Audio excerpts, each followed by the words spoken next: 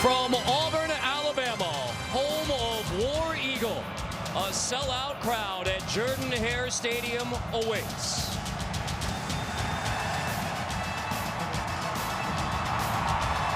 The Aggies of Texas A&M.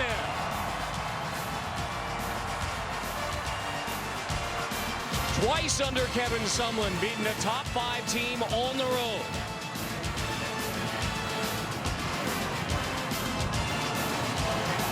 And the number 3 ranked Auburn Tigers.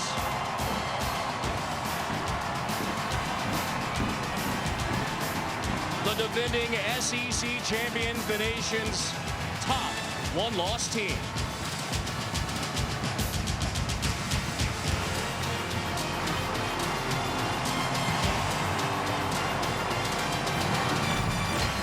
From Auburn, Alabama, this is the Home Depot SEC on CBS.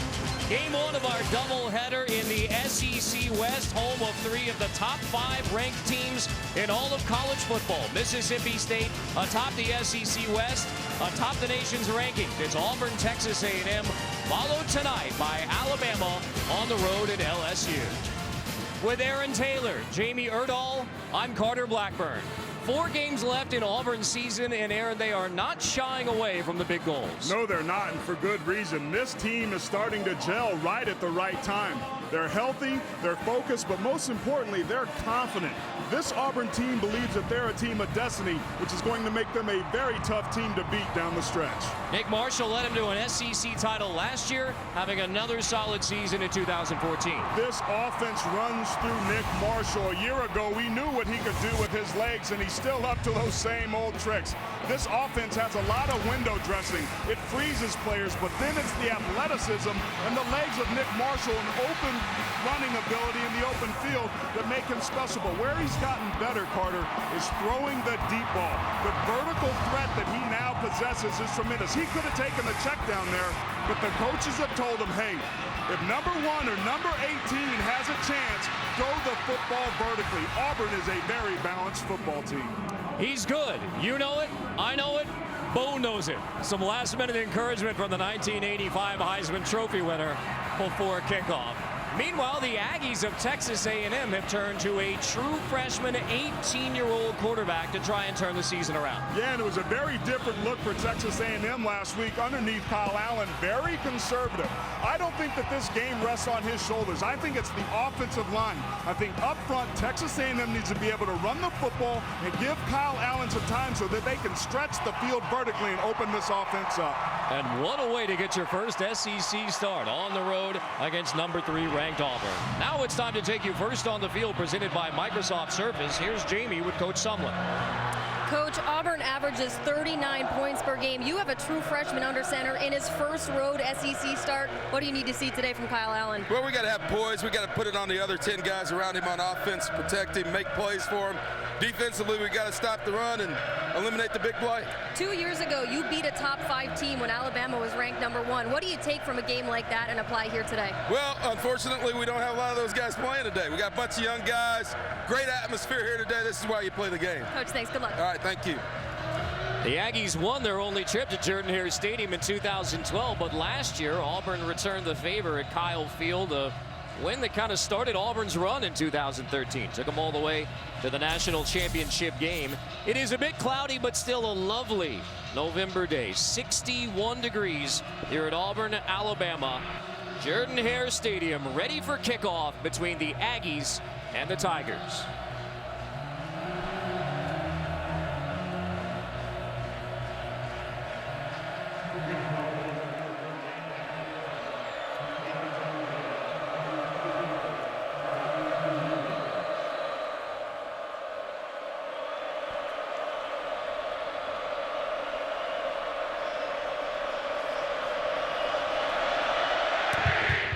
Won the coin toss and deferred, so A&M receives the opening kickoff. Speedy Noyle lets it bounce for a touchback. So the Aggies will get it at the 25. Let's take a look at our starting lineups presented by Chick-fil-A. And we don't have to wait too long to see the true freshman from Scottsdale, Arizona, the #1 rated passing quarterback in the class of 2013 out of Desert Mountain High School. This is his second start but his first in an SEC game, first on the road. My guess is early on we're going to see some pretty conservative play calling to kind of settle his nerves. That's a lot to expect for a true freshman, but again, it's going to be his supporting cast today that makes the difference. Trey Williams joins him in the backfield. And it's Williams who takes the handoff and gets across the 30 on the first play from scrimmage. Jonathan Ford there on the stop. And for the Aggies of Texas A&M, one way or another, the ball is going to end up in the hands of another true freshman, Tremaine Speedy Noyle from New Orleans. He is so strong and so impressive. Was a quarterback a year ago in high school, but he's really come on. They need number 2 to be able to stretch that field vertically and make some plays. Here's Allen's first pass, and it is a short completion to Trey Williams, who dances for a first down near the 36.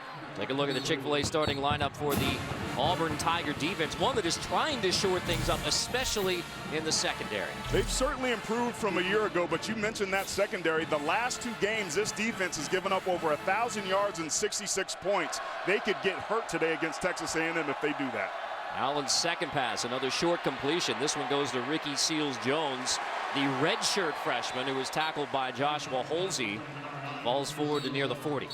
What I'm noticing early on from a play calling standpoint is that Texas A&M is working the edges. They're working the perimeter. They wanted to be able to establish the run, but they also wanted to get this defense tired running sideline to sideline. So far, so good for the Aggies.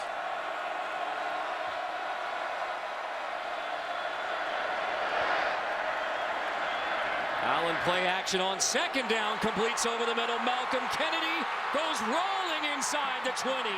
Touchdown, Texas A&M. A 60-yard completion, Kyle Allen to Malcolm Kennedy.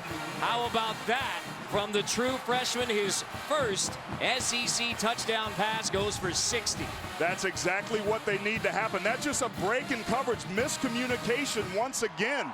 That's been the problem for them the last 2 games, that even after these 2 weeks, clearly they haven't gotten that fixed. Malcolm Kennedy's 3rd touchdown reception of the year, and the 5th longest play of the year offensively for the Aggies. Josh Lambo's PAT makes it 7-0 Texas A&M. The Aggie coaching staff told us more than anything else, we need an early boost of confidence. And it comes on a 60-yard touchdown pass, Kyle Allen to Malcolm Kennedy. 7-0 Aggies.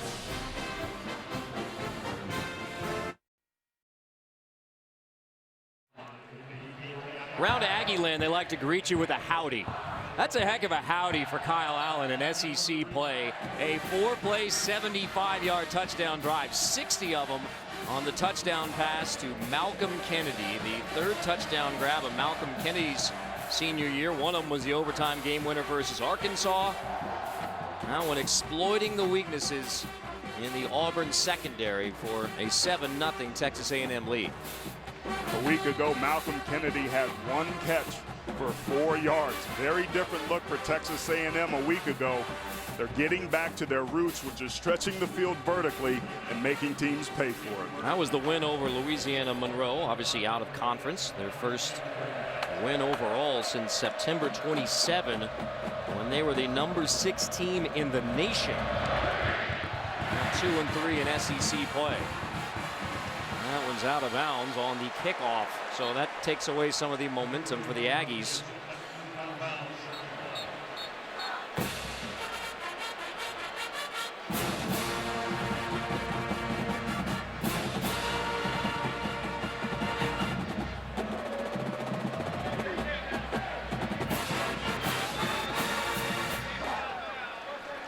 And Moore's our referee. Let's go back to the touchdown in a moment.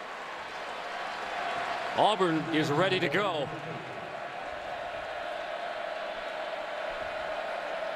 So 1st and 10, Tigers from the 50. Short field to begin the day for Nick Marshall and Auburn. The SEC's leading rusher, Cameron Artis-Payne, fumbles the football, and the Aggies recover. Floyd Raven gets the fumble recovery. A touchdown for the offense, 60 yards. And now a takeaway from the Aggie defense. It is Texas A&M football. Cameron Artis-Payne is their best player, leads the conference in rushing, but he doesn't protect the football through the contact zone. He did have 2 hands on it, but this Texas A&M defense had struggled getting its hat on the football, jarring it free. Tough to see from that angle. He might have been down, Carter. They better look at this one again. In fact, we are going to kick it upstairs to our replay official.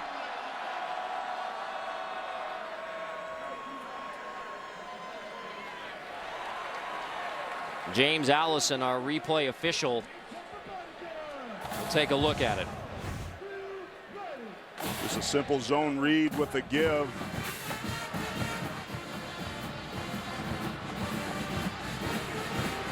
Very, very close. Any part of Artis-Payne's body besides the palm of his hand or his foot rules him down. You see his bottom right here hit the ground. It's tough to see from that angle if that ball was moving. It almost looked simultaneous.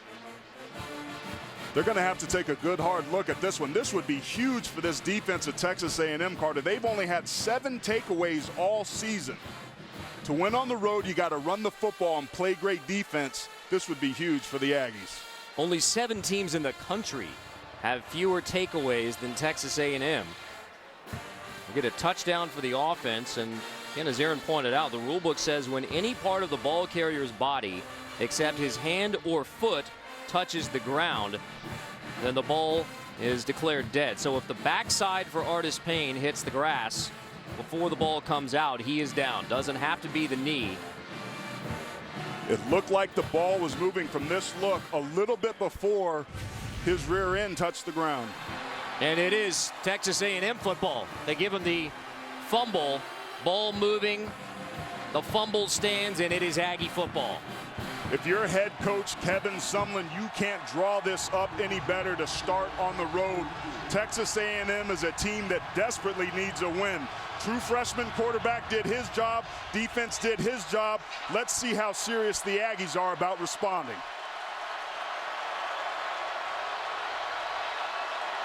Kyle Allen back on the field. This time Trey Carson in the backfield with him.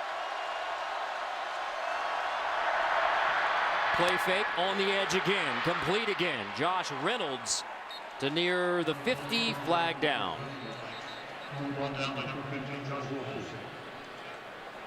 Free safety Joshua Holsey makes the tackle.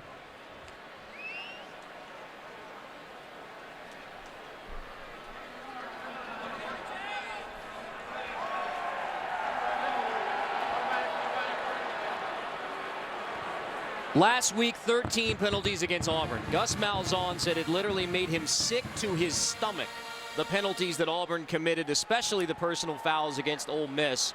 And here they are again, another 15-yarder. We opened this show, Carter, talking about how this was a team of destiny, how they were focused, how they were healthy, how they believed. But so far early in this ball game, they've been anything but. Almost picked on the edge. Jonathan Jones nearly jumped the route. Would have been his 6th INT, and he could have taken it all the way back. Jonathan Jones is a ball hawk, and this is what happens when you get predictable throwing those high percentage throws out on the perimeter. It becomes predictable. They have to be able to run some double moves, some bubble screens and goes to be able to take advantage of a defense that's attacking now. Allen pumps, slant, caught. That's Reynolds. Touchdown, Texas A&M.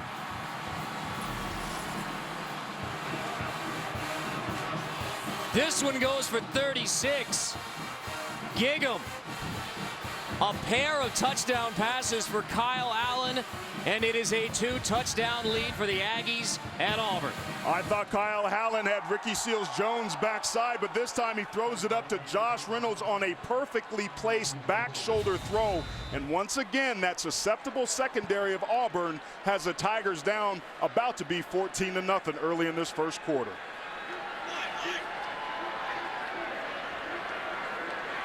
Lambeau's second PAT. The number 3 team in the country, Auburn, trails 14-0 early.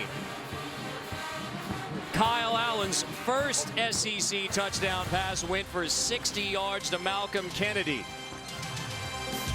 And to follow that up, Kyle Allen again. This one 36 to Josh Reynolds.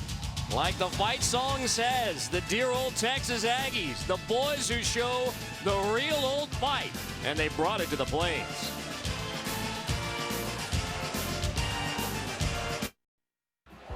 Thursday on CBS, our own Phil Simms guest stars on the new Elementary. Don't miss his amazing performance. Thursday, 10/9 Central, only CBS. Carter Blackburn, Aaron Taylor, Jamie Erdahl from Jordan-Hare Stadium, where the Auburn fans have been stunned by Kyle Allen's early success. 2 touchdown passes in the last 39 seconds. The only time Auburn touched the football, they fumbled it away. And it was Cameron Artis-Payne who coughed it up, giving it right back to Kyle Allen and the Aggie offense. Talk about a way to settle the nerves of your true freshman quarterback. Being up 14-0 on the #3 team in the country ought to do it. But they wanted to keep him calm and confident. I would imagine he's both right now. Ricardo Lewis gets to near the 25.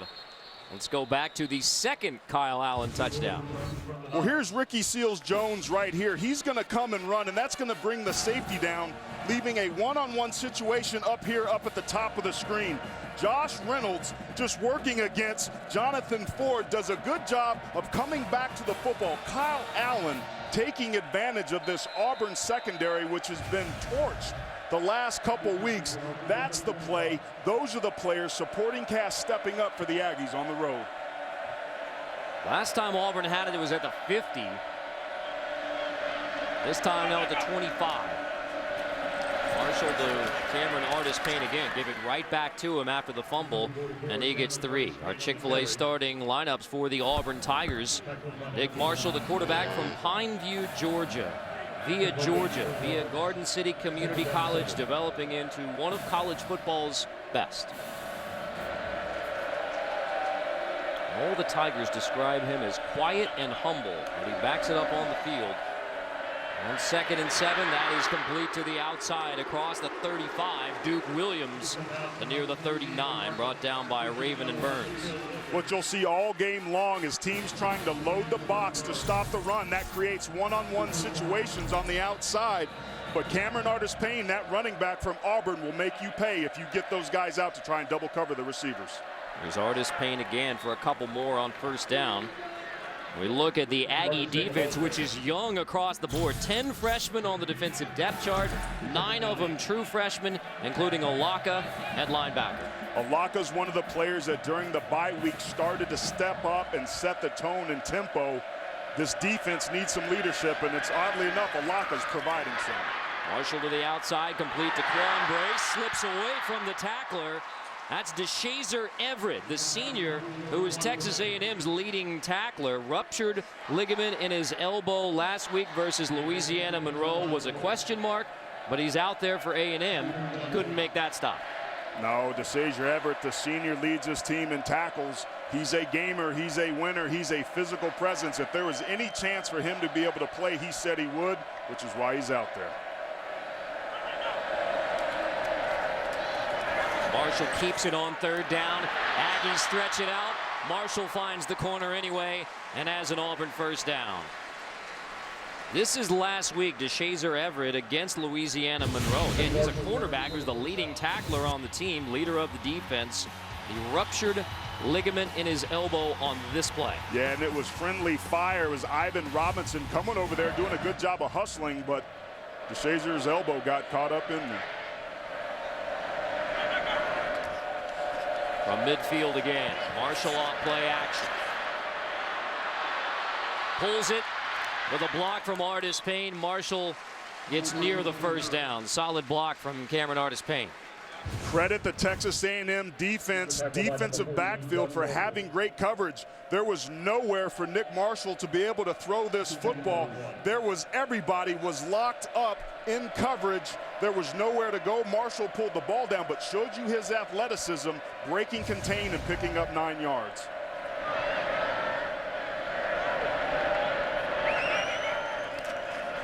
Second and short, hit Quan Bray. 1st down Auburn. Tackled by Armani Watts. Our feature unit did a very nice piece on Quan Bray and the tragic story. His late mother Tanya, a source of inspiration for Quan. He will graduate this December, which was his mother's #1 wish for her son Quan Bray from LaGrange, Georgia. Empty backfield. Walks Marshall's legs here. To Bray again. Hustling inside the 30-yard line. It's another Auburn first down.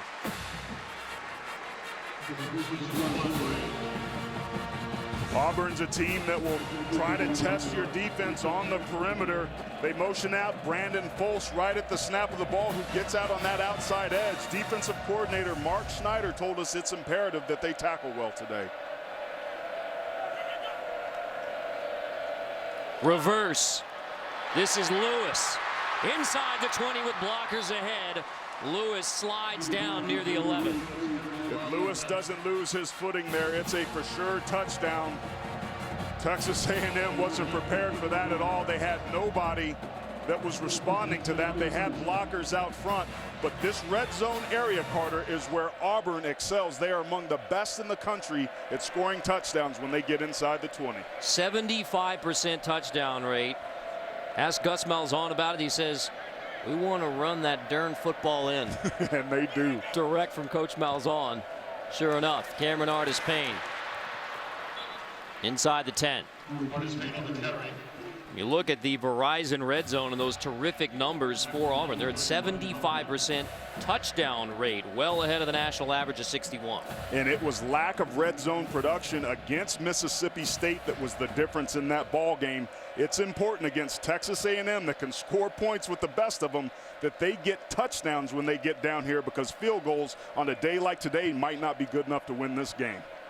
Mississippi State, the only loss for Auburn. Rare substitution mix-up on the Auburn sideline. Now they have it set, including Corey Grant out there. Marshall will take it himself inside the 5, off the fake sweep. Marshall to the 4. Highest red zone touchdown percentages, Texas State, led by Dennis Franchione, the former Alabama and Texas A&M head coach. But both of these teams over 75%. 75% is your ideal touchdown ratio when you get down there. Both of these teams do that.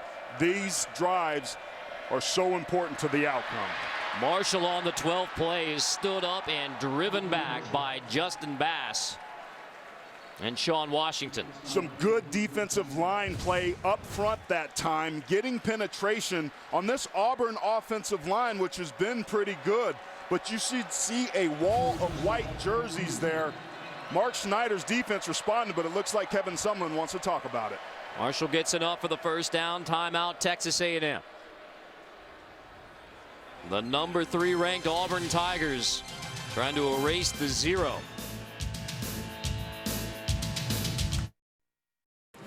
$14-0 Texas A&M. Auburn in the red zone, but keep your eye right here on Justin Bass, number 43. Auburn among the best teams in the country in the red zone, but Bass shedding his blocker, and good pursuit and flying to the football by Texas A&M comes up with a huge stop down here in the red zone. Kevin Sumlin took a timeout. He wanted to talk about it. He knows how important this stop is. You're up 14-0. If you could somehow keep Auburn to a field goal, that would be a huge boost to your confidence and also protect that 14-point lead that you have a little bit. Big Marshall on this drive, 4 for 4 passing. He has 19 yards rushing. 49 yards for Marshall on this 73-play drive. It is 1st and goal, Auburn.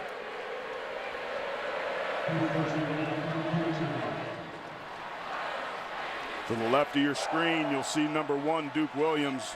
Looks to man coverage up here at the top. Keep your eye on him.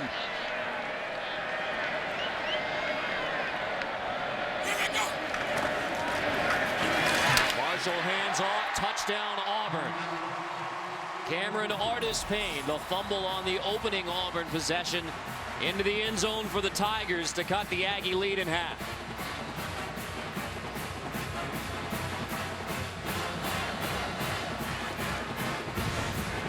No surprise that down here that you lean on your big offensive lineman. My goodness, Sean Pullman and Devontae Danzy.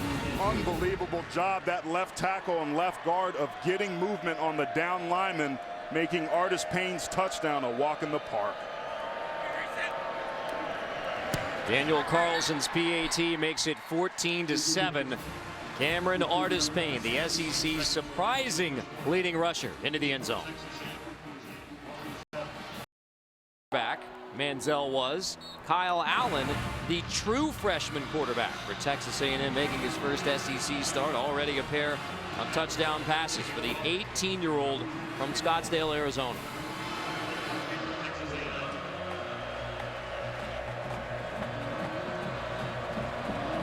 But it's an Auburn touchdown that's cut the lead in half. Daniel Carlson's kickoff.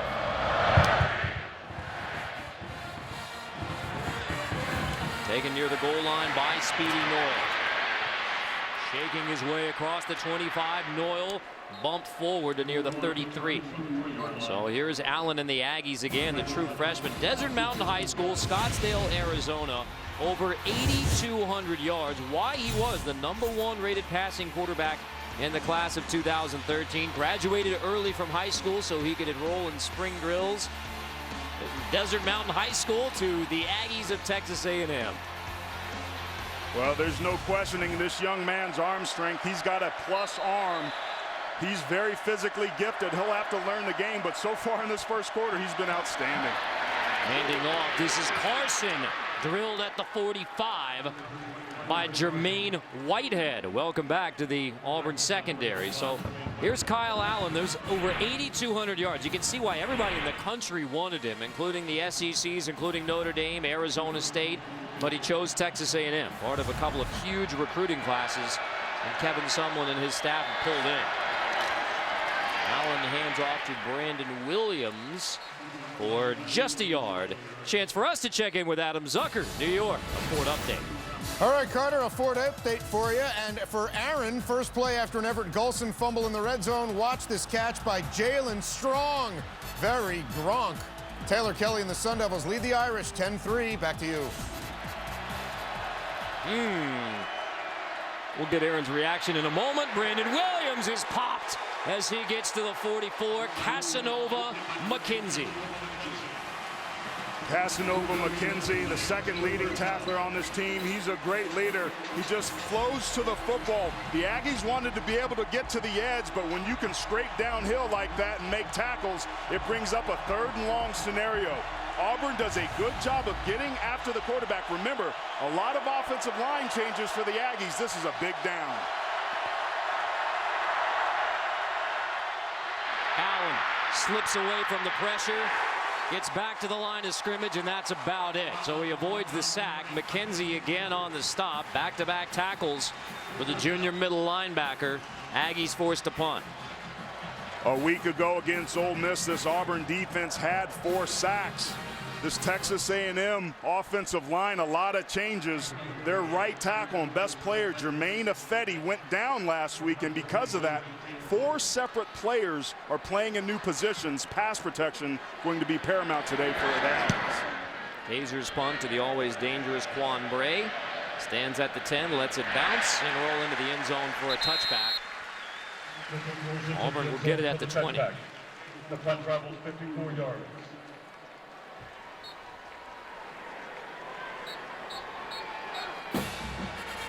The CBS Sports app now has the fastest scores. Download it today and be the first to get updates and scores from Texas A&M, Auburn, or your team right on your phone. Your team like Notre Dame. Turnovers, particularly in the red zone, have been problematic for Everett Golson. That's the one chink in his armor, the one thing that he doesn't do a very good job of, and that's just not acceptable on the road against a good football team. Carter Blackburn, Aaron Taylor, Jamie Erdahl. 1st and 10 Auburn from the 20. And off goes to Ricardo Lewis. Shakes his way to the 45. A 25-yard pickup. Perimeter blocking is what allows big plays to go. Ricardo Lewis had a huge game against South Carolina. He had 3 rushes for 102 yards. He is a dangerous weapon, one of many for Auburn. Artis Payne takes the hit and goes to the 44. Cameron Artis Payne. Carter, let's talk about this blocking. Let's take a look at it. You see on the outside, that's Sammy Coates, who's finally getting healthy, working his tail off for his partner, Ricardo Lewis. Gus Malzahn told us that he needed this team to go to the next level, that it was about details, the little things. Number 18, Sammy Coates, just did a great little thing on the outside edge for the big game.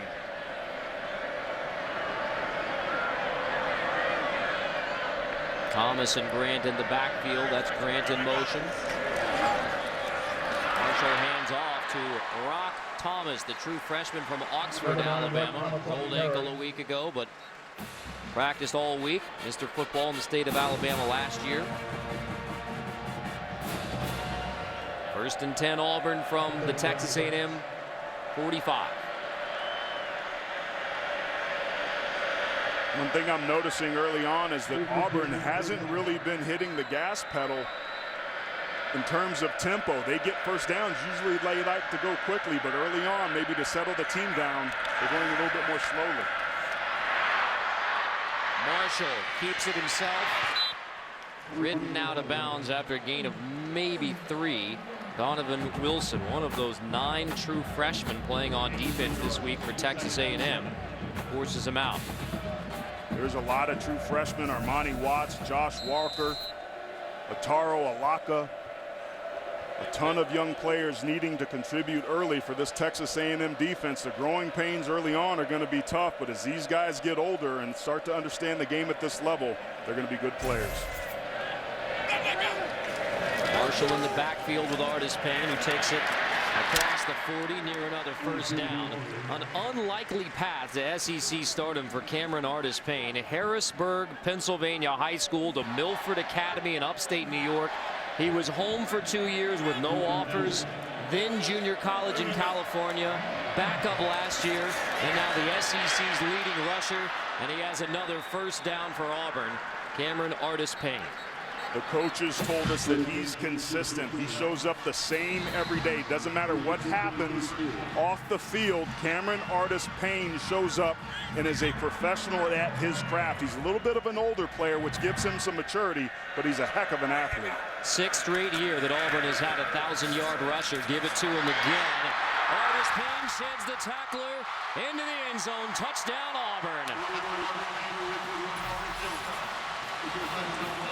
Bass missed the tackle. A 34-yard touchdown run for Artis Payne. And a 14-0 early lead for Texas A&M has disappeared with back-to-back touchdown runs from Artis Payne.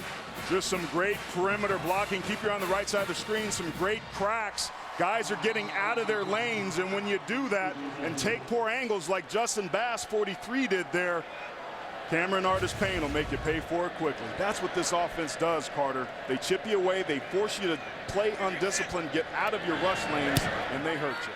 Daniel Carlson's PAT ties it at 14. So from Harrisburg, Pennsylvania to upstate New York to junior college in California to the Plains, Auburn, Alabama, and into the red zone. We're even at 14. Auburn does a lot of good things well. Keep your eye right here on Ataro Alaka. He's going to get himself cracked inside that time by Melvin Ray. This is just a simple power. And look at that rush lane there.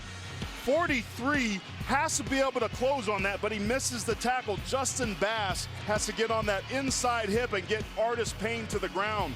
But because of Artis Payne's ability to be a great open field runner and to accelerate, the Tigers put another 7 up on the board. Well, because they are running it so well, Auburn 12 straight rushes, including all 7 plays on that touchdown drive, ending with Cameron Artis Payne's 2nd touchdown run. Aggies felt great about a 14-0 lead. Now the number 3 ranked team, before the first quarter's even out, has evened it up. That's what makes them such a dangerous team. They're so explosive. Texas A&M needs to be able to respond. They've got a pretty good return game. Special teams could be a factor today. Williams decides to bring it out.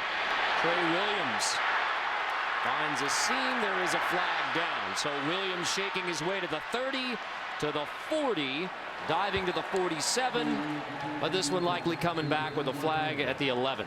Yeah, it looked like it was a block in the back, Carter, and a week ago against Louisiana Monroe, Texas A&M only had 2 penalties. This one was costly because that was a beautiful return.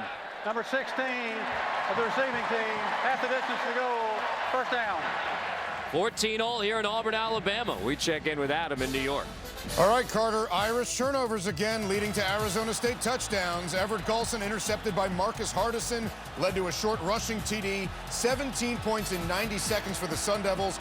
Golson needs the kind of redemption Cameron Artis-Payne has delivered for Auburn.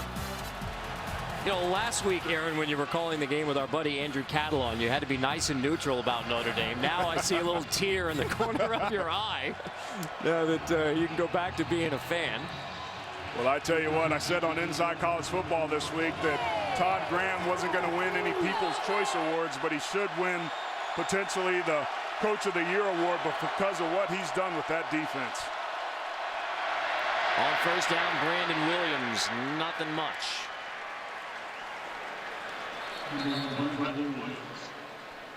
So here's the penalty on the kick return from Trey Williams, the block in the back.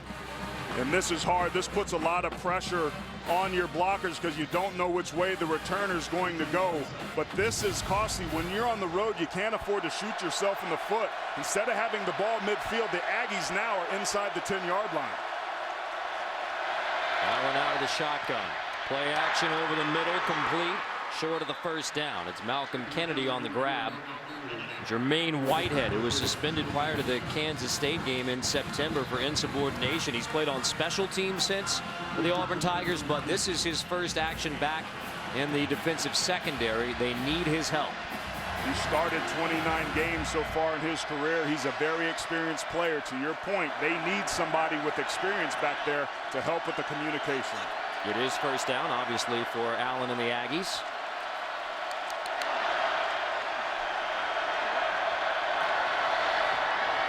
Play fake again. Allen steps up, delivers to the sideline, and it is out.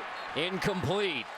Looking a little bit like some of those plays to Mike Evans from the last couple of years for Texas A&M football. Incomplete, intended for Reynolds. They're trying to beat Auburn at Auburn's games. A lot of time you'll see Nick Marshall throw what he's called 50-50 balls, which become basically jump balls. Either your guy gets it or it's incomplete, or you get the personal pass interference.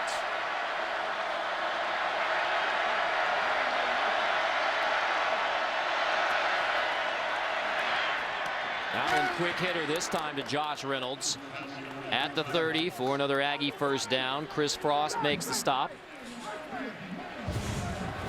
Tell you what, Kyle Allen's been pretty impressive so far. You see his eyes right there. He's looking off the safety. Auburn's playing soft in their cover, opening up the middle of the field on those quick slants. Carson takes it, the junior from Texarkana, played a year at Oregon.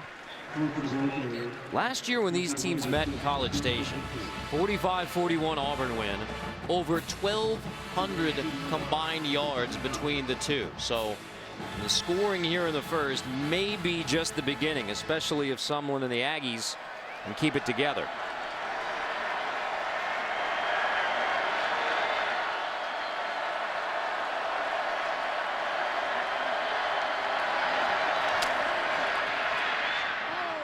Incomplete. First big miss from Kyle Allen, intended for Malcolm Kennedy. McKenzie brought the pressure to make it 3rd and 8. And that was one of the things that Kevin Sumlin talked to us about, is Kyle Allen having to sit in the pocket and trust his protection. There's no question that Ellis Johnson, the defensive coordinator for Auburn, on the road against a true freshman quarterback, is going to try to dial up the pressure. Because they didn't get any yards on second down, this brings up a 3rd and long. The last time this happened, there was heavy pressure. On 3rd and 8, complete to convert again. Reynolds makes the catch near midfield. Well, I thought there was going to be pressure, but that time they only rushed 3. And you have to credit Josh Reynolds for getting inside position, just moving inside on Jonathan Mincy, who's a pretty good quarterback. He got that inside leverage, and Kyle Allen putting the ball on the money. 151 yards in the first quarter. A pair of touchdown passes for Kyle Allen. And at the end of the first quarter, 14 all. We'll return to Auburn after this message and a word from your local station.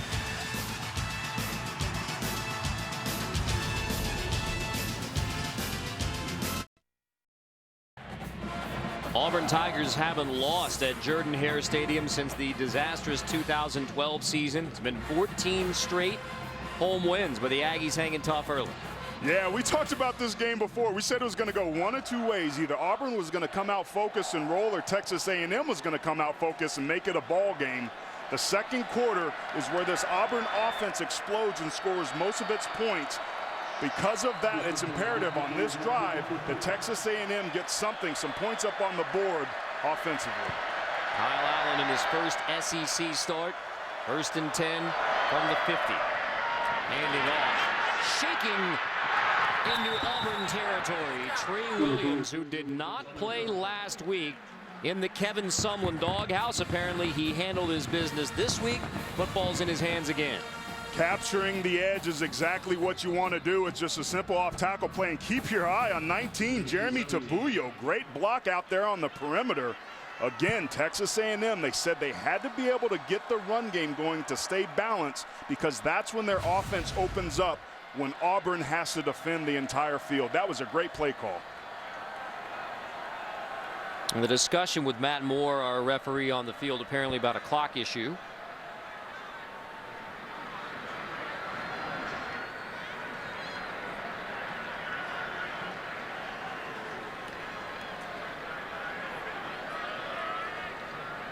Well, if job number one for Texas A&M, especially offensively, was to get the confidence back, check that off the list. 14-0 start. Please reset the game clock to 14 minutes and 52 seconds.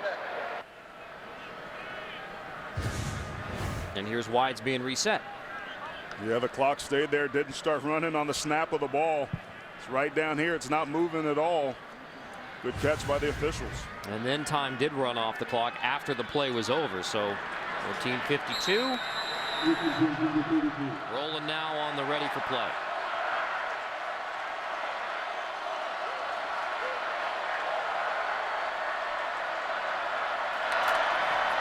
Allen hands off again to Williams. Knocked out inside the 30. Now, Justin Garrett on the stop. Sorry about that, partner. If you notice, Auburn has its second defensive line out there. A lot of the backups at times, they'll rotate their players in and out. Texas A&M told us they wanted, again, to get to the perimeter to try and tire those guys out. It may not make a difference early on, but you better bet in the fourth quarter that tired and fatigue will show up. Auburn showing pressure, flags down. See if the Aggies jumped.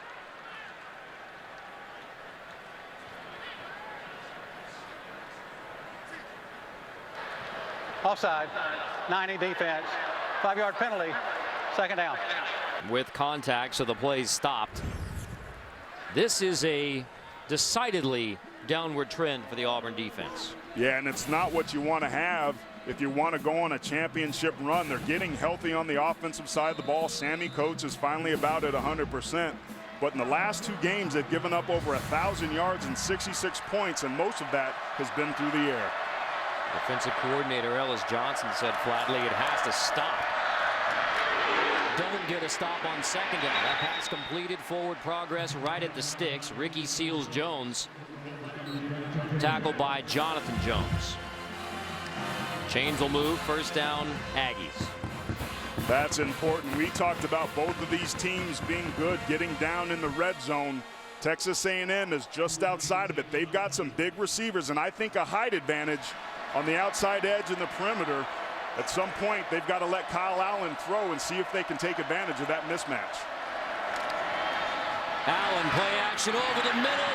Seals-Jones again. End zone again. Touchdown, Texas A&M.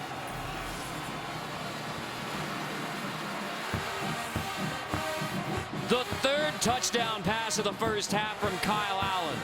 This one goes to Ricky Seals-Jones, 23 yards. Well, here's Ricky Seals-Jones at the number 3 position. He gets in here and finds the hole inside the defense. You see Chris Frost there getting lost. Just a great job of Seals-Jones finding the hole in that zone defense, and Kyle Allen coming backside, putting the ball on the money.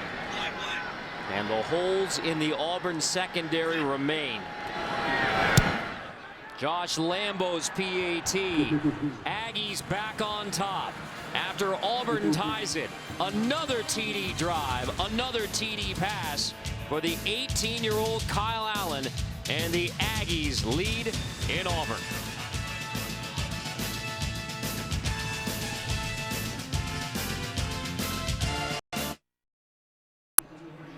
In Hollywood, being first counts. Friday on CBS. Don't miss the first broadcast of the Hollywood Film Awards live. Queen Latifah hosts Friday, 8/7 Central. Only CBS. All your favorites will be there. One of our favorites, Jamie Erdahl, in a 21-14 game. Jamie? Carter, Auburn defensive coordinator Ellis Johnson was adamant that the Tigers need to tighten up in pass coverage. Last week, they gave up 341 yards through the air to Ole Miss. Johnson said his defense is compiled of great kids. They work hard, they're high character, but they're missing that 4th or 5th year guy to really bring leadership to the secondary. Johnson said Jermaine Whitehead is the guy to bring back depth, to bring back maturity to this secondary. So Whitehead suspended, but able to work his back on the team. How do you think Auburn and the staff handled it? I thought it was exceptional. I think one of the key missing ingredients in college football across the entire national landscape is lack of accountability. I applaud Gus Malzahn and this team for holding his kids accountable. And that puts your team at risk. Jermaine Whitehead's a good player. He's somebody with experience that can help that back end. But because of him trying to set a standard and holding Jermaine Whitehead accountable, I think not only will Whitehead benefit, but eventually this team will benefit because they know they have to do things the right way. His first action in the defensive secondary since September. One of the leaders of this Auburn defense. Carter Blackburn, Aaron Taylor, Jamie Erdahl. Game 1 of our SEC West doubleheader with Alabama LSU tonight on CBS. Erdahl's kickoff taken by Bray. Brings it out of the end zone despite advice from his teammates, and he only gets to the 15. Kyle Allen, first SEC start, first road start, and he is lighting it up. Well, he's already got more yards so far today than he had a week ago. And the coaches said, hey, we got to figure out what it is he's good at, what he likes, and then figure out what we like him doing. And that takes 2 or 3 weeks. We talked to Kevin Sumlin before the game. He said our main concern isn't what he can do, but calming him down. It's clear early on in this ball game, he's calm, he's cool, he's collected, and he's put 3 touchdowns up on the board. He started running it last week, and Kevin Sumlin told Kyle Allen, we didn't bring you here to be Johnny Football. You're Kyle Allen. You're a pocket passer. We need you healthy. He can spin that thing. Definitely has a plush arm. But his physical ability has outpaced his maturity in terms of understanding this offense. I think the upside for Kyle Allen is tremendous. Kevin Sumlin has another question for the officiating crew, so referee Matt Moore. The game clock has malfunctioned. We will keep it on the field.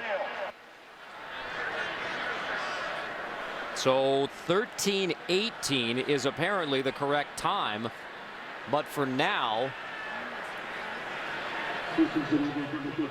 well, as Matt told you, being kept on the field.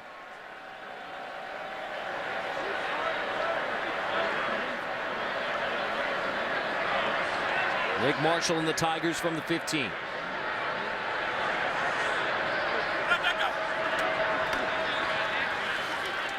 Complete to the edge for Duke Williams. Loose football, incomplete pass. And Williams looks to be hurt. Pass is ruled incomplete, no fumble, no touchdown. And now the Tigers will check on their leading receiver, junior Duke Williams.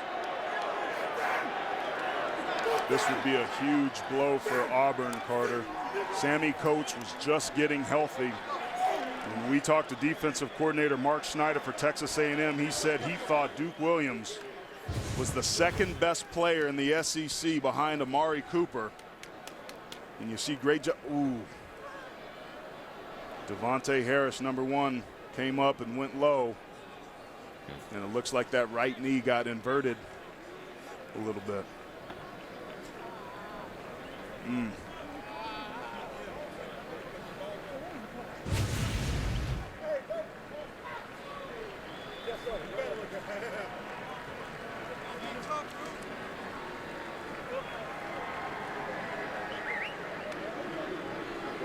Williams' first year as an Auburn Tiger after 2 years at Mississippi Gulf Coast Community College, junior college All-American last year. Adding a dynamic receiver to the Auburn offense. So as Gus Malzahn and the Auburn training staff check on Duke Williams, we step away. Here at Jordan-Hare Stadium, Duke Williams limping off the field with the help of the Auburn training staff, the leading receiver for Auburn. So a week ago at the end of Auburn-Ole Miss, we saw Laquan Treadwell go down with a gruesome injury, a game that Auburn eventually wins because of the fumble on that play at the goal line. Now it's Duke Williams who is exiting this game against Texas A&M with an obvious leg injury. And again, the combination of Duke Williams and Sammy Coates is a nightmare for defensive coordinators to have to try to defend. They've certainly got a ton of talent, but this Auburn team felt like it was a team of destiny. They need the other players to be able to step up and continue to make plays.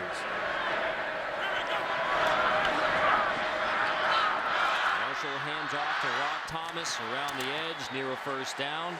How much do you buy into the team of destiny, the confidence that finding a way to win starts to breed? 100%. As a player, my freshman year at Notre Dame, we beat Michigan at home at night. And the speech that Lou Holtz gave us was, men, if you believe in yourselves, if you believe in what you're capable of and play to your level, you will never lose a game in this stadium or anyone you play. And because of that, I stepped on the field never thinking that we were going to lose or that we couldn't win a ball game, and we won several because of our internal belief. We didn't know who was going to make a play, but we knew that somebody would step up and do it. That's what this Auburn team does, and that makes them very scary. All the way to the SEC championship and the national championship game last year. The game clock is malfunctioning, which is why you don't see it on your screen right now. So the clock is being kept on the field right now. We're under 13 minutes to go in the second quarter. Again, the game clock here at Jordan-Hare Stadium is out. Referee Matt Moore and his crew are keeping it on the field. We will keep you updated until that gets fixed. Ricardo Lewis around the edge, out of bounds. A chance for us to check with Adam in New York. All right, Carter, tell Aaron the Irish need one of those speeches right now, because after Arizona State had added a pick 6, the Sun Devils offense wants in. Taylor Kelly to Cameron Smith. It's 31-3 early second quarter in the desert. Back to you. Yikes. Wow. That'd be Todd Graham, who was the head coach at Tulsa when Gus Malzahn was his offensive coordinator. Play fake, Marshall, deep shot. Downfield, incomplete. Overshooting Sammy Coates, the big play threat for the Tigers. And you saw Marshall's reaction after he knew that he overthrew a touchdown. And talking with the coaches, I've asked him, sometimes it seems like he throws jump balls up to his receivers. This is why he overthrew his receivers early on in the season, so they wanted him to let the ball go up and let his guys make plays. But that was a huge missed opportunity from somebody who's been throwing the football a lot better. Marshall started 4 for 4. He's missed his last 2. To bring up 3rd and long. This is where A&M needs to be able to get pressure. There's the pressure. Marshall escapes for now. Incomplete. Coates dropped it. Had a sure first down, and Sammy Coates couldn't hang on. 3 straight incompletions. I thought that should have been a hold on the outside edge on true freshman Myles Garrett. Got dragged to the ground, but Sammy Coates dropping the football. Those aren't the ways that you want to be able to make plays. Remember, it was Texas A&M's receivers who had so many drops to hurt that offense. That's another very uncharacteristic error for a very potent Tiger offense. Forcing the punt by Daniel Carlson. Not the way you want to respond when you lose a player like Duke Williams.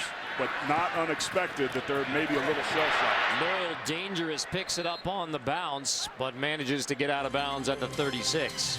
Aggies and Kyle Allen by a touchdown. Back inside Jordan-Hare Stadium, 11:49 left in the first half.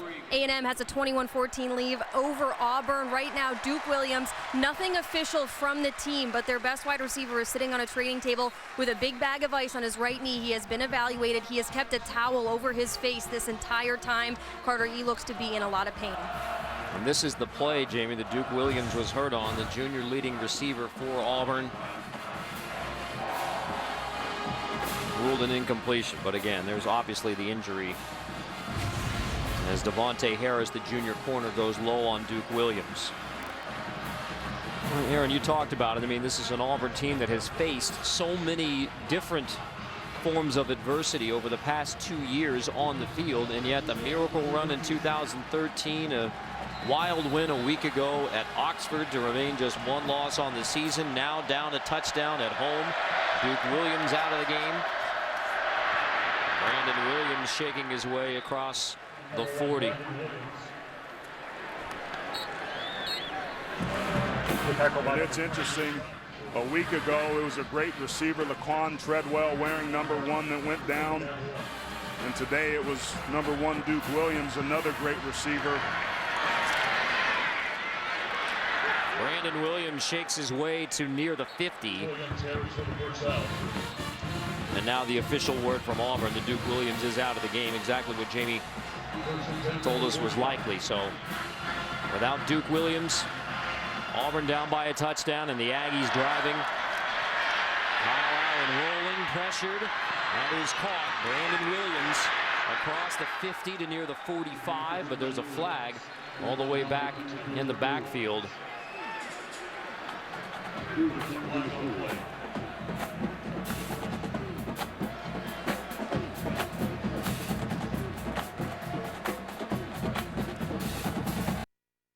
On Gabe Wright.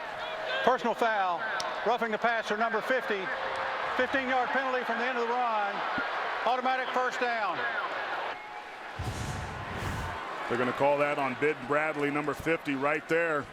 I think it's a good call. Remember those foolish penalties a week ago. They had 13 for 145 yards. 4 of those were late hits or personal fouls. Those are inexcusable. Auburn starting to fall apart at the seams. Clock is back working here. Under 11 to go in the second quarter. Brandon Williams right up the gut. Williams gashes his way to the 7. First and goal, Texas A&M. The Reezy finally makes the stop. 24-yard gain. Jarvis Harrison and Garrett Grambling did an excellent job on that last play. That offensive line shuffled around, but got a hat on a hat and have Texas A&M knocking on the door once again. Pressure up the middle. Allen, slant, caught, touchdown. TD pass number 4 for Kyle Allen. This one goes to Josh Reynolds.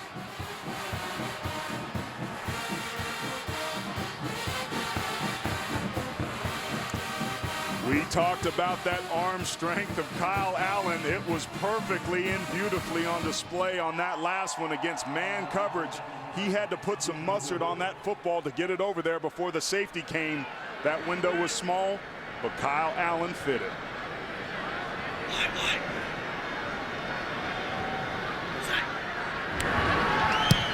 Lambeau's PAT puts the Aggies up by 2 touchdowns again. It was a 14-0 start behind Kyle Allen. And now it's 28-14. Brandon Williams sets him up first and goal. Allen to Josh Reynolds again.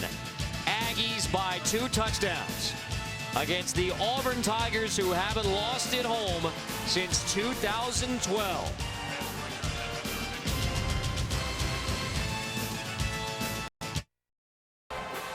Well, the Aggie coaches said that they had maybe dialed back a little bit last week for Kyle Allen, his first start against Louisiana Monroe.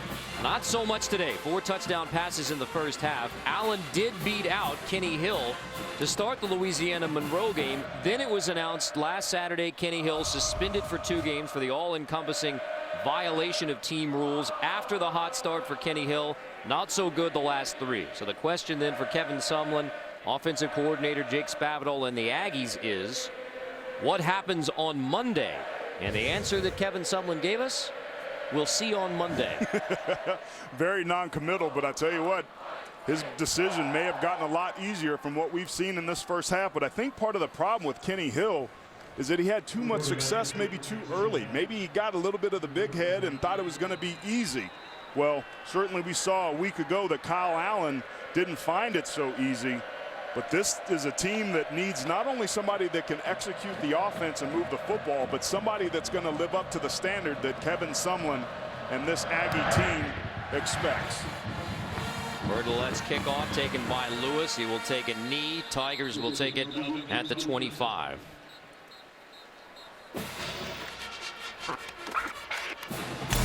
Our Aflac trivia question: who holds the record for the longest home winning streak in bowl subdivision or major college football history?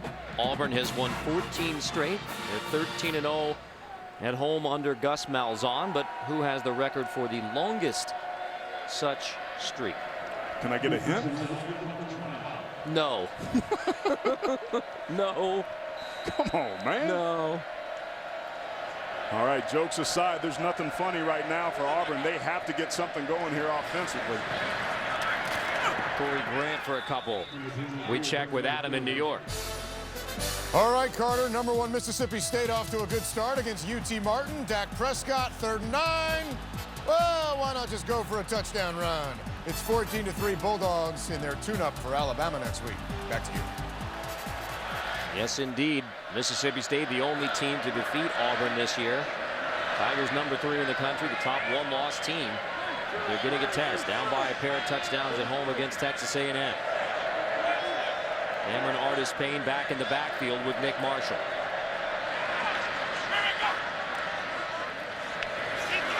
Artis-Payne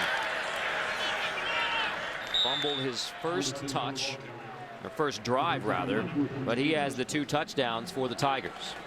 And speaking of Mississippi State, Texas A&M is following the recipe that Mississippi State used to a T. Offensively, they scored 28 points when they played Auburn. Well, that's what Texas A&M has done.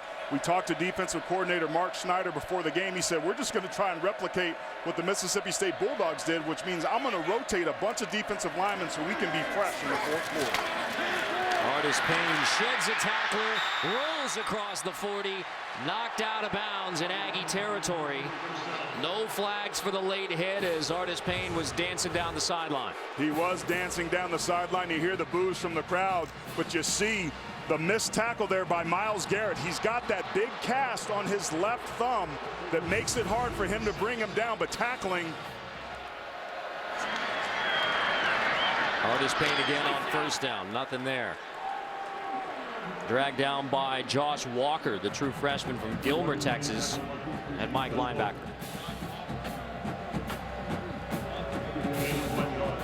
You know, you would think with all of the true freshmen out there for the Aggies, they'd turn the page to 2015, but these are a bunch of talented freshmen, obviously leading the way today at Auburn, 28-14. Fake the reverse, Marshall over the middle, caught. 1st down inside the Aggie 35. Here comes a flag. Melvin Ray makes the grab, and now we check to see whether it's targeting on Howard Matthews. That's what I think, Carter. I think this is going to be targeting, and that would be a huge blow to this defense.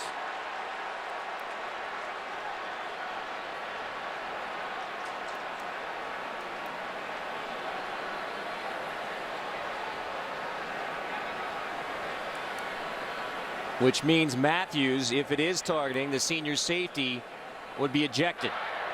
Personal foul, targeting, number 31, the defense, 15-yard penalty from the end of the run. That play is under further review. Number 31, by rule, is disqualified. That appears to be a textbook case. You see Matthews sinking back, but he almost looks like he led with his left shoulder there. And they met shoulder to shoulder. There might have been incidental contact with the helmet, but in my judgment at that first look, it didn't look like Matthews was headhunting per se. Well, here's what the rule book says. Head or neck area of a defenseless opponent with the helmet, forearm, hand, fist, elbow, or shoulder. When in question, it is a foul. So even though the shoulder leads there for Matthews, that can be called targeting if he's going up high to the head or neck area to the clearly defenseless opponent, the receiver, Melvin Ray. Now, again, the review booth takes a look. They can overturn it, which would keep Howard Matthews. I mean, this is a senior strong safety, second leading tackler on the team. This is a big decision coming for Texas A&M. To me, Carter, it looks like Matthews led with his shoulder and his forearm on the shoulder pad and the cap right there. It's hard to tell from that angle right there whether or not their helmets even touched. Here's where the rule book, I think, can improve. Something that Rogers Redding and the national coordinator of officials and the rules committee maybe want to look at, because head or neck area is left undefined in the rule book. I mean, they just basically say anything up there on a defenseless opponent, that equals targeting. And again, when in question, it is a foul. That's the letter of the law. And I'm a fan of the law. I think we do need to make the game safer, and the data showed that when they implemented this rule, the game did become safer. So I applaud that. There are ways to be able to make violent hits playing the game of football where you don't put the head area in jeopardy and have trauma. But to me, it doesn't even look like their helmets touch, and he's leading with his left shoulder and forearm.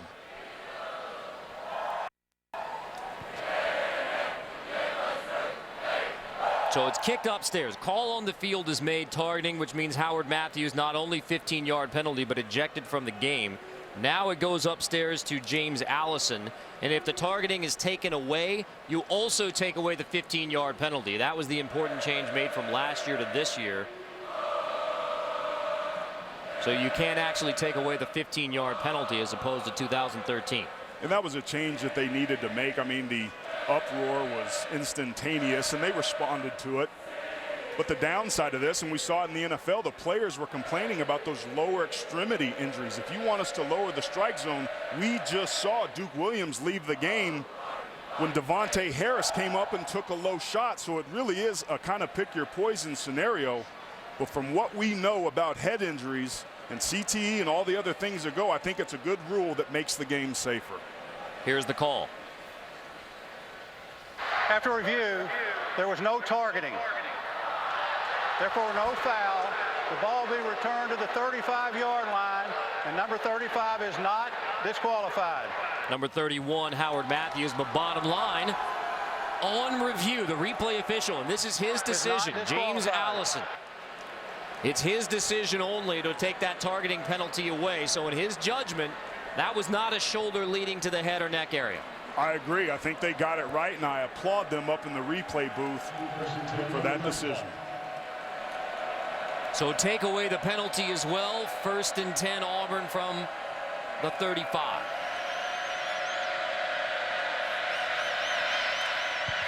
Marshall pulls it, spins inside the A&M 30. Forward progress going to be stopped right around the 27.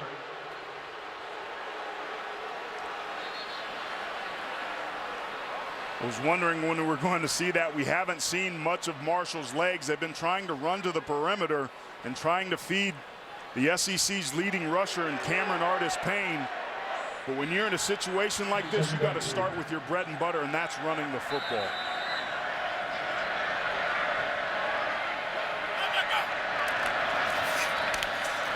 Marshall hands off. Brock Thomas spinning to near the 20. 1st and 10 Auburn. The left guard, Devontae Danzy, had an unbelievable block. Keep your eye on number 53 right here. Flat backing. Thomas takes a huge hit. Flag down. Everett and Matthews combined. And now we check the flag.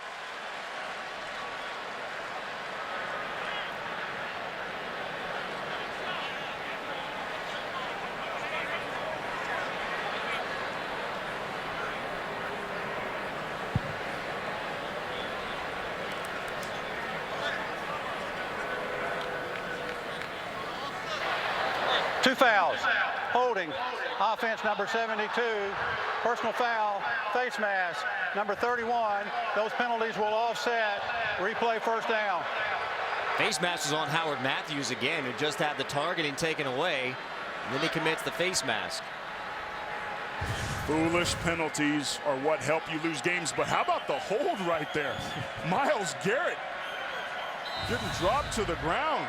That's the second time we've seen that true freshman that I've seen have to hold him. He's a disruptive force, and I think Auburn is getting away with having to hold number 15.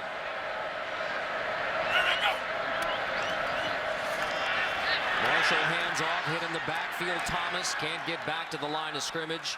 Brought down by Alaka. That's the true freshman Will linebacker from Houston's Cypress Falls High School, making his second straight start. And they brought some pressure off the outside edge that time, and Mark Schneider dialing up some pressure and some blitzes. This is important. This is important for Texas A&M, not here on second down, but because of the opportunity it gives them on third down. You put Auburn behind the chains, it significantly increases your chances of getting off the field on third down.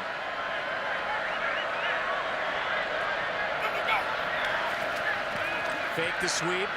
Marshall checked down, incomplete. That's an incomplete forward pass intended for Ricardo Lewis to make it 3rd and long from the 22. And I thought he had Sammy Coates there backside wide open if he had put it on him right away. But here's a big third down. Texas A&M had some success bringing some pressure. But remember, Auburn is a team that excels at making you pay for your mistakes.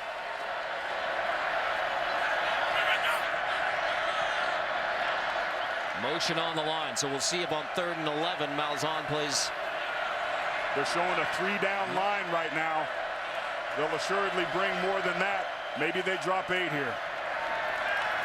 Marshall pressured anyway. Gets outside the pocket. Heaves, caught. First down Auburn. Marshall eludes the pressure and finds Uzama. Myles Garrett is crushing the left tackle, Sean Coleman, in pass rush. The officials are missing some serious holds by that left tackle on the true freshman. 1st and goal. Keep it on the ground. Artis Payne, maybe a yard. A week ago, Myles Garrett had 3.5 sacks, and he's given Sean Coleman, the sophomore out of Memphis, all he can handle in pass protection. Garrett's already passed Jadeveon Clowney's freshman SEC record for sacks. Only kept it since 2000, but you pass Jadeveon Clowney in anything, you say your name on TV.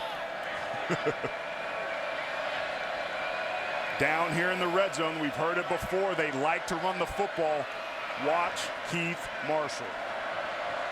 Excuse me, Nick Marshall. Check that. We'll keep an eye on Marshall. And Artis Payne takes it inside the 5.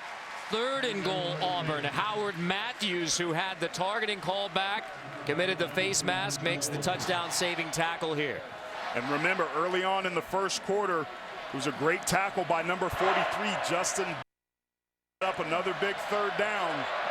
Auburn runs the football. Texas A&M has to be careful not to overcommit to the run and leave themselves susceptible on the outside. There's a busted coverage down low. Texas A&M having trouble lining up. On 3rd and goal, Marshall pumps, pressured, sacks back at the 15. Alonzo Williams gets to Marshall. This is exactly what Texas A&M needed to do, is to be able to put pressure.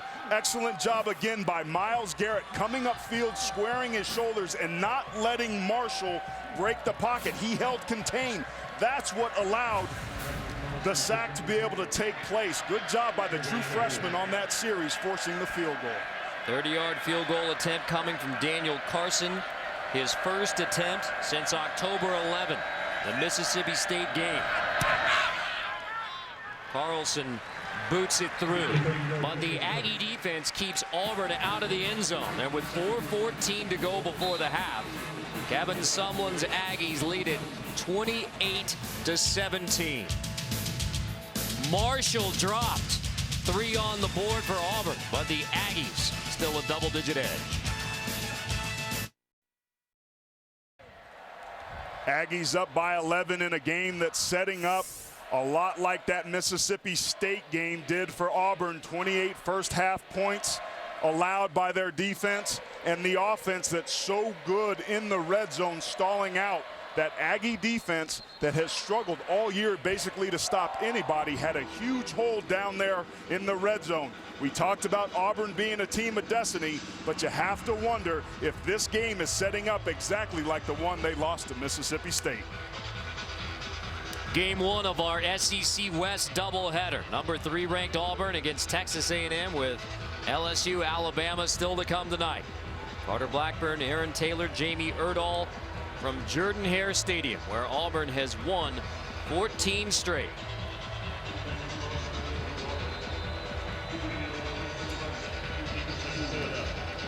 Aggies are enjoying their trip to the Plains, at least so far.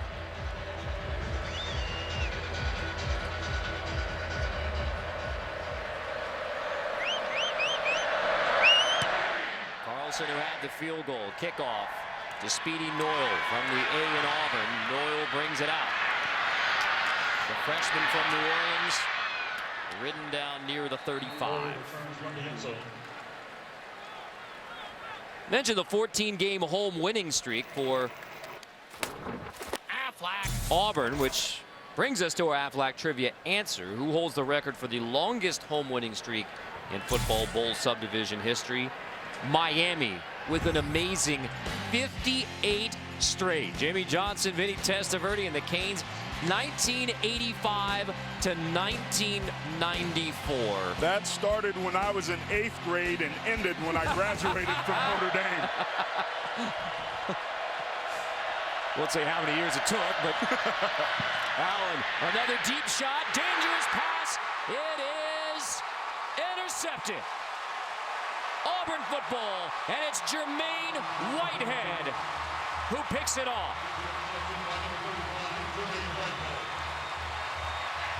We talked about this back end for Auburn. The defensive backs really struggling and benefiting from some great play and some leadership by Jermaine Whitehead. This is a greedy play by the true freshman Kyle Allen, and credit Jermaine Whitehead for going up and taking that football out of the hands of the intended receiver. Great body position. That is the exact play that Auburn needed to spark this team to get back in it. Whitehead's first appearance at safety since September for Auburn. First takeaway from the Aggies today. Marshall keeps it on the fake on first down. Garrett is not faked. He rides down Nick Marshall back at the 40. That is Myles Garrett. I've been so impressed with him, and I wonder if he might have gotten away with a little bit of a face mask there, but he's so athletic out in space. I'm telling you, he's been giving Sean Coleman all he can handle. He's got that brace on his left hand. No, that was a good wrap-up. He's basically playing with that cast on his left hand, but his grip didn't fail him on that last one.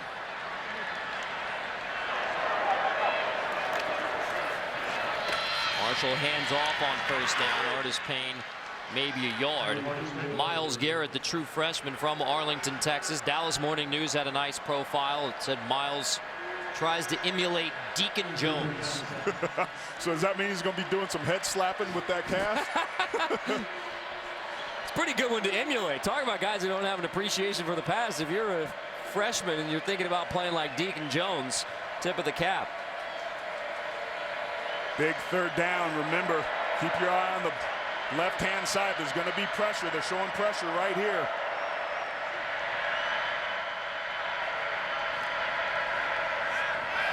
Picked up, giving Marshall a chance to go deep for Bray. Knocked away, flags down. Pass interference coming up. That was the one thing the defensive coordinator Mark Schneider was worried about. He said on 3rd and 7 to 9, they'd throw it up. Pass interference, defense number 1, 15-yard penalty from the previous spot, automatic first down. And he said the results are one of 3 things. They catch it, they punt it, or it's a pass interference call. That is exactly why Auburn threw that pass, and the Aggies took the bait. 15-yarder on Devontae Harris.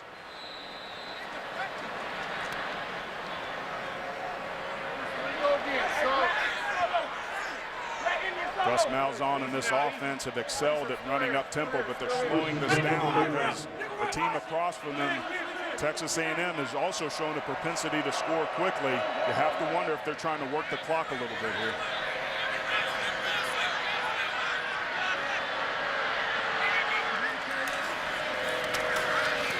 Artis Payne. Couple again, running on the right side behind Chad Slade. Over 1,000 yards already for Artis Payne.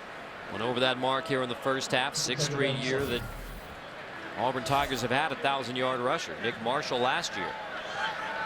I've been impressed with the front seven at Texas A&M today. They've been giving up some big plays, but they've also been holding tough on first down. Marshall zips it to Quan Bray. Immediately stopped on the edge by DeShazer Everett.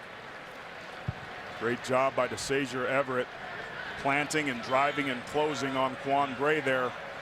For the most part, Texas A&M has tackled pretty well out on the perimeter. 3rd down 1. 3rd and short. Last time down for Auburn, they settled for a field goal.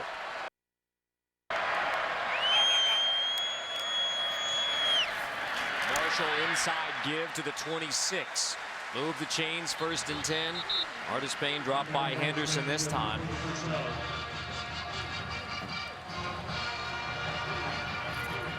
Winding to near the end of the half. Auburn capable of taking that minute 29 off. And that's exactly what they're doing. Texas A&M has 2 timeouts at some point. If they get a good stop here, they got to think about stopping that clock. Marshall over the middle, knocked away, intended for Coates. Everett there in coverage. Great job that time by Everett, playing center field, closing on that football, timing it up perfectly to be able to jar the ball free. DeShazer Everett, the leading tackler. They thought he might not play today. You see that big brace on his right elbow. Had that ruptured ligament a week ago, but he was all over that last one. You rarely see Auburn go this slow. Minute 20, Marshall pulls it, pressured in the backfield, spinning away. Marshall dropped back at the 32. Everett leads the way on Nick Marshall. Another loss. Keeping contained, just a great job of setting the edge so that the pursuit can show back up. Look at all those helmets. Mark Schneider, the defensive coordinator, has to be happy with the way that his team is flowing to the football. Forcing 3rd and long. Aggie down on the field, checking to see. That's Obiaha, Julian Obiaha, the junior defensive end from New Orleans. Obiaha's played well for these guys this year. As the Aggie training staff tends to Obiaha, we step aside. And welcome back where Texas A&M's up by 11 moments ago. Keep your eye on Obiaha right here coming in to be able to make the tackle. Was unable to get up after this play. A huge play by that defense, pursuing and running to the football. There was a lot of weight coming at him and just buckled him up backwards. We've seen a couple injuries and a couple guys slow to get up in this ball game. But with a minute left, with Texas A&M with 2 timeouts, Auburn definitely needs something positive to happen here at the end of the 2nd quarter. 3rd and long. It'll be a 48-yard field goal from here. Watch the screen. It's Grant. There it is with the offensive line delayed blocking. Grant gets it back to the 23-yard line. So that's right around a 40-yard field goal from Daniel Carlson. Now, this is real time. This is their Stonehenge package where the offensive linemen don't go. It freezes the defense, but because of the way A&M is running to the football, that time it wasn't effective. Another field goal in the red zone, Carter. This is the team that is among the best in the country, the Auburn Tigers are, and the Texas A&M defense held once again. Auburn does receive the football to begin the 2nd half. They won the toss and deferred, so Malzahn attempting the field goal here at the end of the half out of this timeout. Timeout, Auburn. First timeout. To try and cut into the 30-second Aggie lead, timeout. try and get it back to single digits. 28-17, Aggies on the Tigers.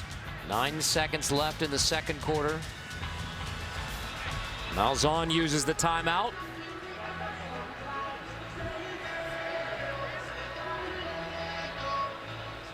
And we will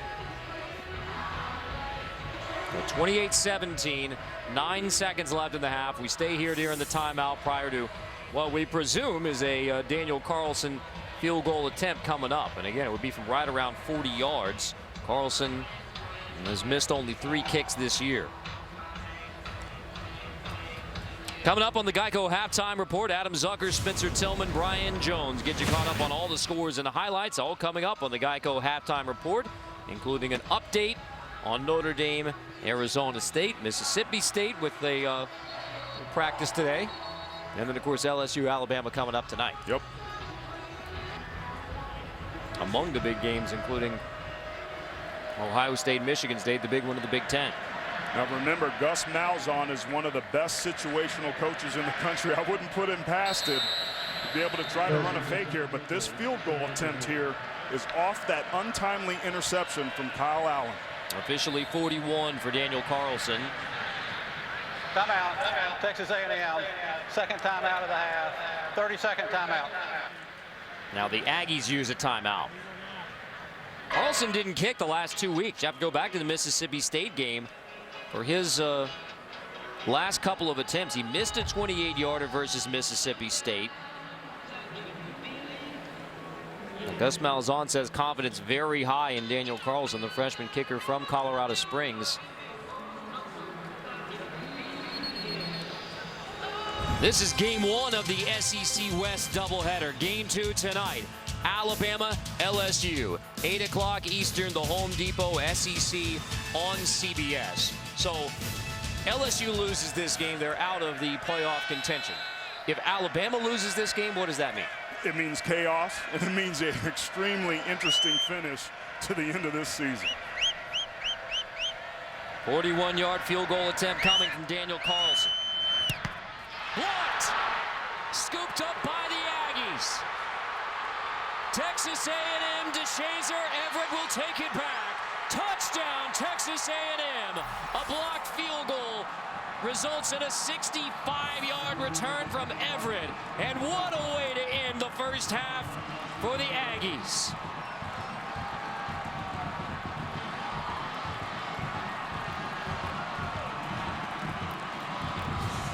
This team, starting a year ago against Texas A&M, felt lucky, and once again, who is it? It's Myles Garrett, the true freshman, coming up making another huge play for the Aggies.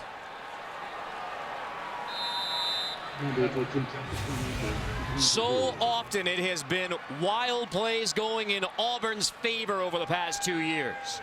This time a blocked field goal by Myles Garrett at the end of the half. A 65-yard run back from DeShazer Everett. The PAT makes it 35-17. The Aggies, a huge road underdog at Jordan-Hare Stadium, where Auburn has won 14 straight.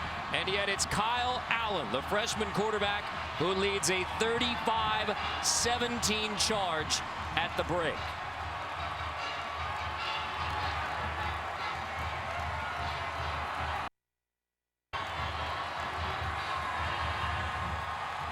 We send it down to the sideline. Jamie Erdahl with Kevin Sumlin.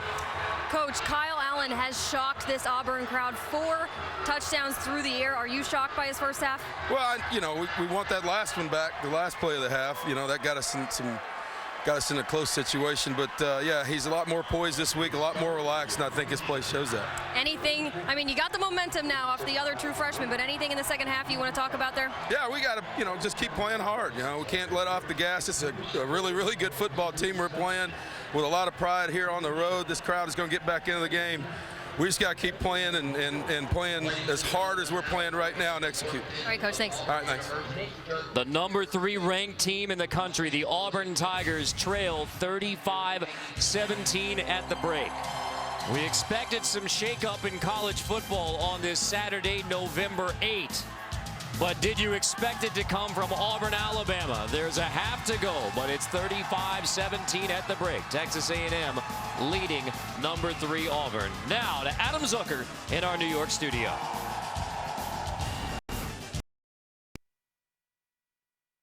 FGL up in the SEC, riding shotgun, got my dog next to me. Come on.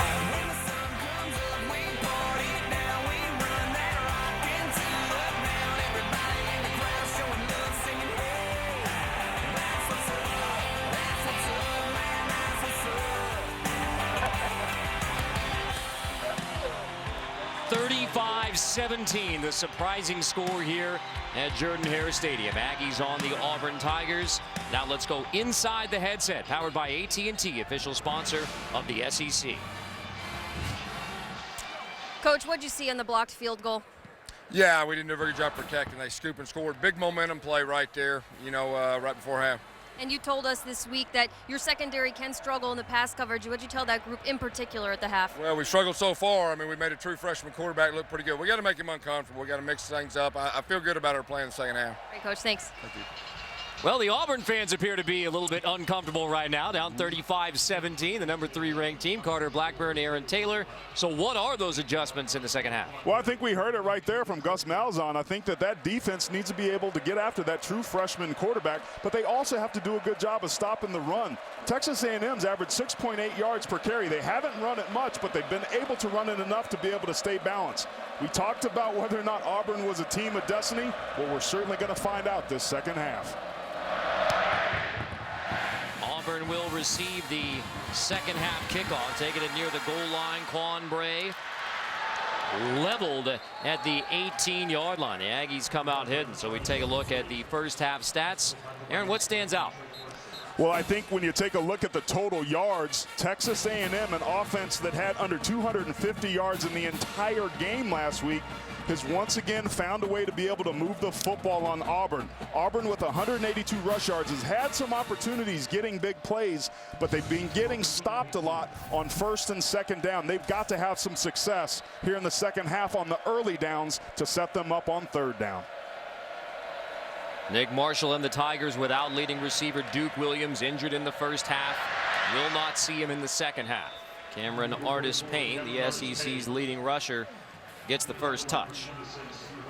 And I'm wondering in this second half if we're going to see more of Nick Marshall's legs. He didn't touch the football very much in that first half. He's certainly a potent weapon.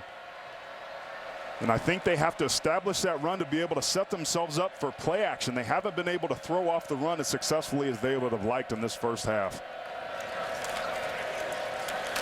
Artis-Payne maybe to the 24.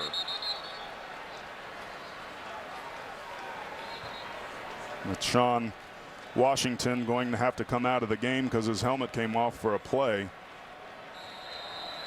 Well, we talked about Nick Marshall and what it is he's able to do, but look at the numbers for Kyle Allen.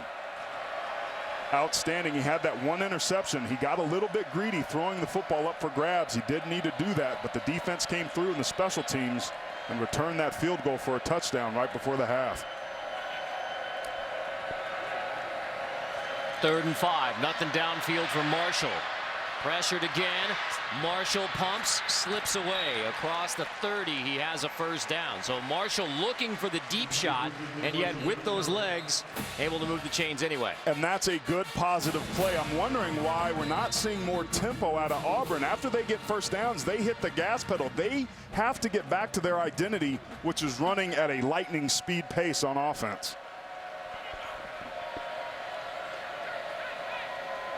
Check with the sideline after they line up for 1st and 10 from the 30. Man-to-man coverage down low. Good opportunities to throw against that and take deep shots. Off play action. Marshall over the middle, nearly picked. Misses Yozama. There's a flag down. It might be Sean Coleman, the left tackle, holding, going against Myles Garrett. Let's take a look. Holding. 72 offense. 10-yard penalty. First down. I told you guys about this in the first half. He's going to show up here out the left side of your screen. Good set. But look how he bends at his waist. He doesn't move his feet, and because of that, and the way that Myles Garrett dipped his shoulder, he got a huge penalty in the hold. They could almost call that every single play in the first half. Number 15 is a pretty good player. Payne bobbles, makes the catch, dragged down immediately, and the Auburn offense is headed in reverse again. Obioha makes the stop. It was Julian Obioha who limped off the field towards the end of the first half. Back out there healthy, getting the tackle for loss for second and long. And I don't like the play calling. The identity of this Auburn offense is a physical downhill football team. Power, counter, zone, stretch, inside zone, zone read. Now they're having trouble and players running on late. It's the tight end, Brandon Folse. They've got to get back to their identity if they want to get back in this game. And another penalty down on second down. This is false start. False start. Offense. Number 50. 5-yard penalty. Second down. The Auburn offense looks more discombobulated to begin the second half than they did throughout the entire first half. Couldn't agree more, and that's the way that you want to respond. And here's where being a team of destiny could actually backfire. If people lay down and don't really step up to be able to make a play, everybody could be looking at everybody else waiting for them to make a play instead of focusing on their execution. The first down marker is all the way at the 40-yard line. Marshall dropped, slips as he tries to find the edge right around the 5. Deshaun Hall puts the pressure, and he'll be credited with the sack. Yeah, they brought an overload blitz from that right side. It forces him outside of the pocket. And just a great job by Deshaun Hall, the sophomore out of Lancaster, Texas, making sure. I mean, this is third and forever. First down all the way up at the 40. Look at the deep safety all the way in the back. What's your play call here? You have nothing on your call sheet that can pick this first down up. You just want to give your punter some room to run. Well, there's room to run in the middle to the 31 for Cameron Artis-Payne. Still well short of the first down. Floyd Raven makes the stop, but room for your punter. This is what's so scary. Take a look at that. This was almost a prevent defense. That's just a power to that side, and it was wide open. I think Texas A&M probably going a little too conservative and almost paid for it, but they got Artis-Payne down on the ground, forcing the punt. Justin Hutchinson will punt. He hits it right around the 20. Short punt. Noyle fumbles it, appears to get back on top. Muffs the kick, gets back on it at the 30. The score and the momentum all in Texas A&M's favor. A rare mistake from Nick Marshall and the Auburn offense, trailing by 18.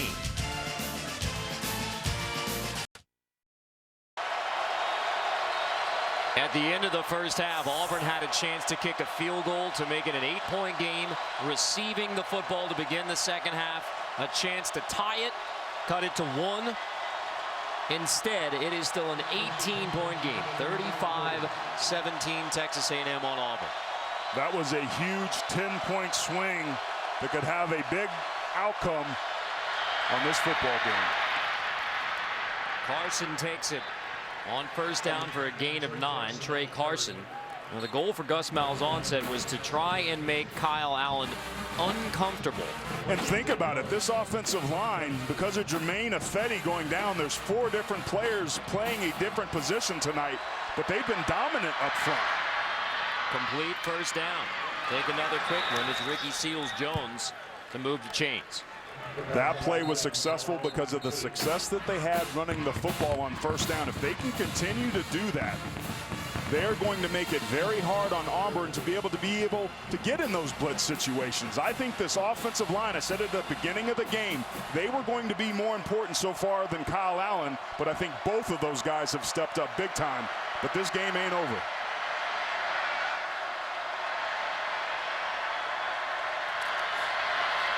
Carson takes it again on first down. Less running room this time, but Mike Matthews, the center, leading the way for Texas A&M. He's from the legendary Matthews football family. Dad Bruce, Pro Football Hall of Famer. Brother Kevin was a center for the Aggies. Luke, #1 pick of the Falcons. Mike's the one guy who stayed in place. He's like the drummer in Journey. Everybody else changes around him, stays the same. And he's an important player because he's the one that identifies the fronts and delineates who the Mike linebacker is. Play fake, Allen pressured and sacked. There is the pressure that Auburn wanted to put on Allen. It's Angelo Blackson who gets home for his 3rd sack of the year. Yeah, and they also brought Casanova McKenzie up inside that A gap. You see him coming up inside. He's going to be able to take on #3, Trey Williams.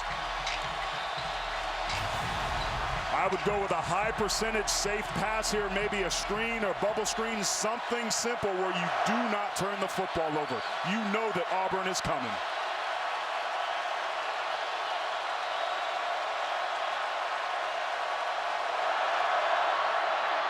Draw. Williams shaking his way for a 1st down. Turning the corner. Williams sprints to near the 25. The draw on 3rd and long. Trey Williams busts loose. And that was an excellent play call. That's the way you beat a blitz, but they didn't blitz. They only rushed 3. And watch Ricky Seals-Jones right here with a great block. That block downfield is going to prove to be tremendously important. I tell you what, this A&M offense is firing on all cylinders on all levels. Williams sat the bench last week. Back in the running back rotation, gets 28. Still out there with Allen.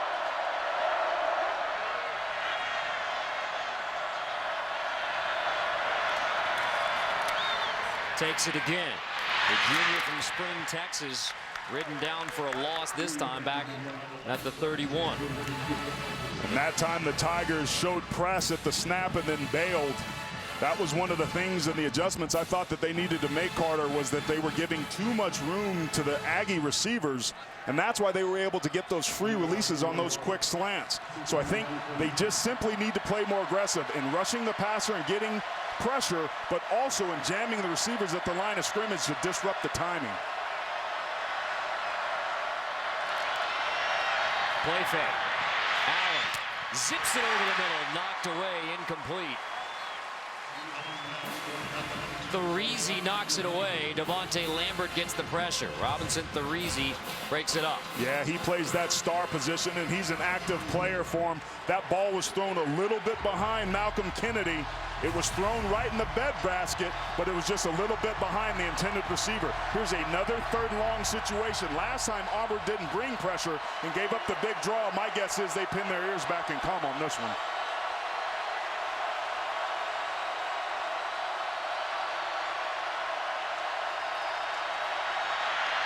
Incomplete on the screen, intended for Brandon Williams.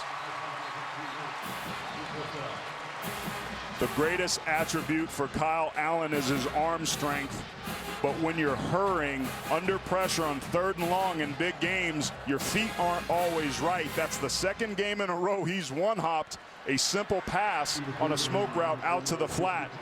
But I tell you what, in terms of being a good miss, that was a good one, and it brings up a field goal opportunity for the Aggies. Josh Lambo for a long one. 50 yards is his long this season. His only miss, a 40-yarder versus Arkansas. This is 49, and it is no good.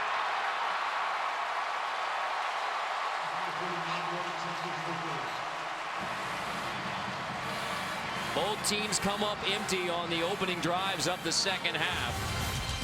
Lambo's missed kick holds it at 35-17. Nick Marshall and the Tigers get the football next, trailing by 18 at home.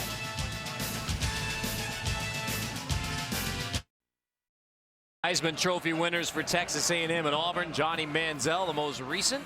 Kerrville-Tybee High School, where the fight never dies. Bo Jackson, Cam Newton, the last 2 winners joining Pat Sullivan. And Bo Jackson is an active participant around Auburn Tiger football. This is on the field before the game, visiting with Nick Marshall, the 1985 Heisman Trophy Award winner. In fact, Coach said that before the team left the hotel last year for the national championship game, Bo said, I want one last moment with the offense. Okay, Bo tells you that he wants to talk to the team. You say, all right, fine. In fact, he was walking on the field on Thursday. They could use some Bo Jackson advice or Bo over the top here in the second half, trailing by 18. Run the football, Auburn.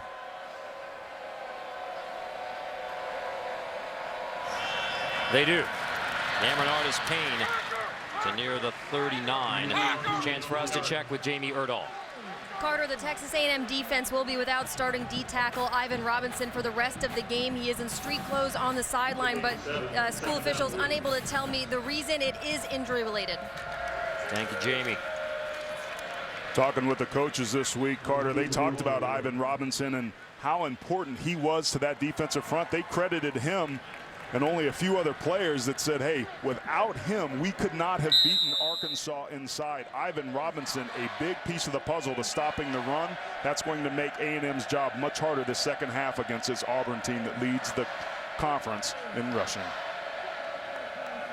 Measurement here.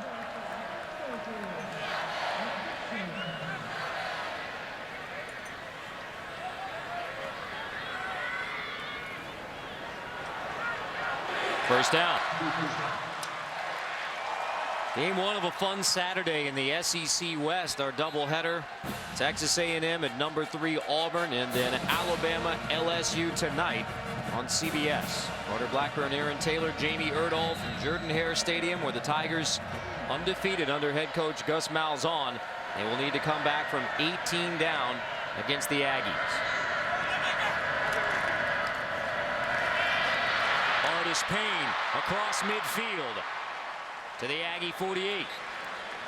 There he's brought down by Everett and Devontae Harris, the 2 corners. Gain of 11. Player down. Devontae Harris. The reason the Auburn fans are booing, they feel that it's part of the strategy to stop the hurry-up offense for Auburn. Well, that might have some merit if Auburn was running hurry up, but tonight they just simply haven't. You know, the Tigers like to say they have only one tempo, and that's fast. But this has been one of the more slower paced Auburn games we've seen in the last 2 years since Gus Malzahn brought the hurry up no huddle back to the Plains. And that shows you the respect that Auburn has for this Texas A&M offense, which at the moment is being led by a true freshman quarterback. They're basically playing keep away. They don't want to go up tempo because they don't want to give the ball back to Texas A&M, which has lit this defense up all night long. Flag on 1st and 10. False start. False start. Offense. 18. 5-yard penalty. First down. Foolish penalties. That's the 6th tonight for Auburn. 55 yards of penalties. A week ago, extremely problematic. This isn't the type of team that's getting ready for its championship run. You need to get better and work on the details. And right now, Auburn's letting the little things go, and it's costing them.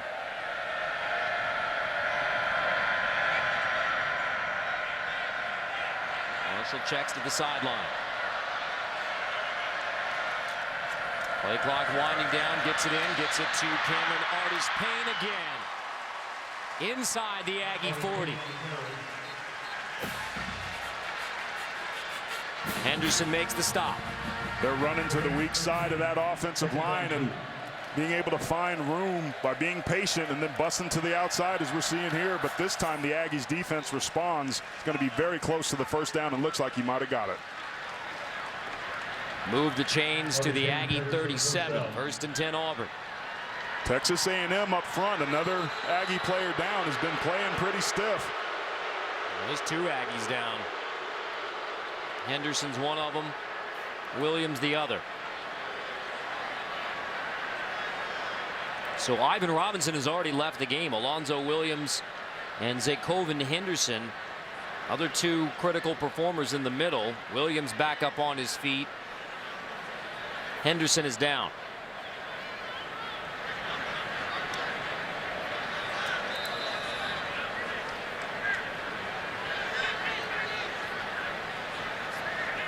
With Auburn driving, trailing 35-17, we step aside. Jamie Erdahl from Jordan-Hare Stadium. Gus Malzahn has never lost his head coach here at this stadium. 14 straight wins, 13 of them under Gus Malzahn. You go back to Alabama A&M at the end of 2012, began the streak. A year that Auburn didn't win an SEC game. On the counter, Artis Payne breaks free, tripped up, dragged down inside the 5. Cameron Artis Payne is carrying the load for Auburn to begin the second half. This is A&M trying to get to the perimeter. They're pulling offensive linemen to get out to the edge, and several missed tackles by the Aggies. And Auburn's knocking on the door trying to get back in this one. 9th carry of the second half already for Artis Payne. Brock Thomas near the 1. This is the point in the game that if you're Auburn, you have to let your offensive line take over. Look for them to feed Thomas again, or for 14, Nick Marshall to keep it. Marshall keeps it untouched. Touchdown Auburn. Is it the beginning of another magical comeback for the Tigers?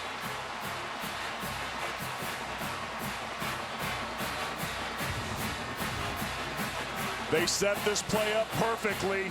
There's nobody on that outside edge, just an overcommitment to stop the inside zone. Made it too easy for Nick Marshall to pull the football and walk into the end zone.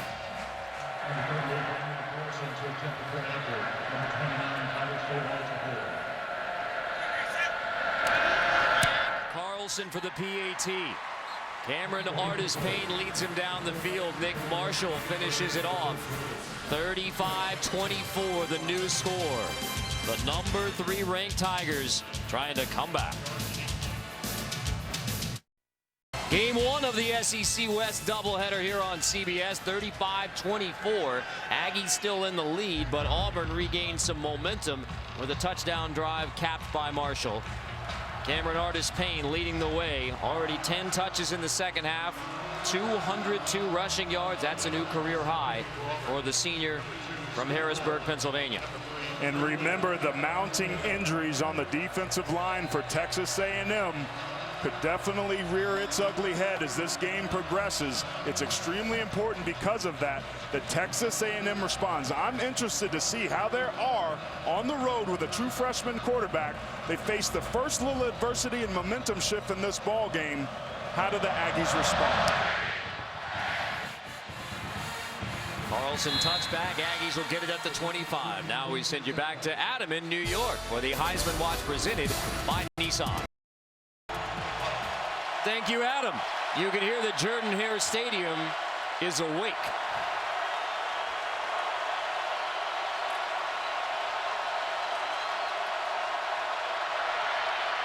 Allen hands off to Brandon Williams, maybe a yard.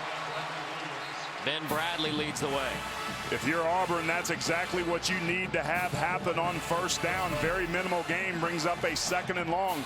We heard them talk about wanting to bring pressure. 2nd and long is a great opportunity to do it, but watch out for the counter of a screen, draw, or delay from Texas A&M team who might be expecting pressure. They can bring Chris Frost up the slot.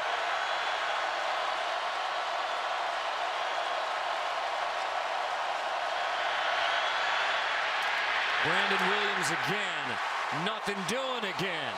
This time Casanova McKenzie makes the tackle. 3rd down. You're Texas A&M. You can't afford to get conservative here. These are the types of play that Kyle Allen, the true freshman on the road, has to be able to make. That offensive line that's been mismatched with a lot of new faces has to give the young man time.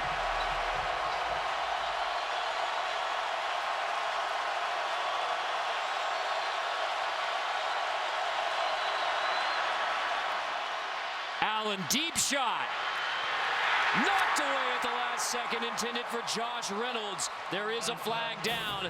Jonathan Ford and Jonathan Mincy in coverage. Another foolish penalty by the Tigers. Offside. defense, number 97, 5-yard penalty, remains third down. Keep your eye on the center, Mike Matthews, right here, moving his head. He's got his head between his legs so he can see when it's a snap. He looks up, and that was just enough to be able to draw Auburn offsides. Elijah Daniel called for the offsides to make it 3rd and 2.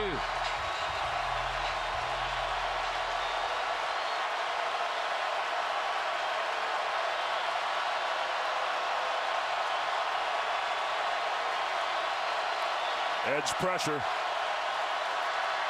Option, Carson. First down, Texas A&M. Ford makes the stop on Trey Carson. Just a great play call that time by Texas A&M. They brought pressure off that right side. The end bites on the quarterback. There's nobody out there. And again, once again, Josh Reynolds out on the outside, providing a nice block for the pickup. On 1st and 10, back to the air. Bobbled, caught. Ricky Seals-Jones near midfield. That was a huge conversion on that last one, Carter, because of the way this crowd was getting into it. That first down conversion shut down this noise. Now Texas A&M needs to relax. They know they can run the football at times, but they cannot afford to make mistakes and give Auburn back the football. 14 for 20 now for Kyle Allen facing this environment. 18 years old, first SEC start. Shovel toss, that's Kennedy. Bottled up, slips free. Inside the Auburn 30, Malcolm Kennedy on the shovel pitch, takes it inside the 10. 1st and goal, Aggies. Unbelievable open field running on the speed sweep by Texas A&M that time. Malcolm Kennedy doing his best impersonation of Cameron Artis-Payne. That was phenomenal in the open field. 42-yard pickup. 1st and goal, Aggs.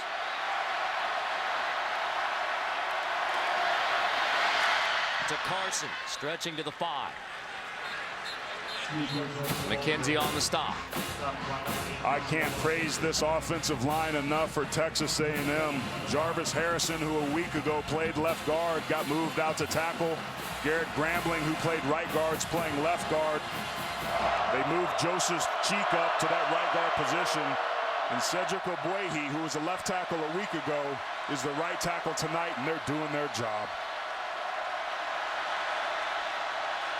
Allen checks on 2nd and goal. Play clock winding down. Trey Williams just inside the 4. 3rd and goal, Texas A&M. Winding to a minute and a half left in the 3rd. Carter, the 2 biggest situations in football are red zone situations and 3rd down. And on this next play, we've got both of those. Texas A&M, look at the trips to the left of the screen. They might try to run bubble screen here or clear out the box and rely on that offensive line once again.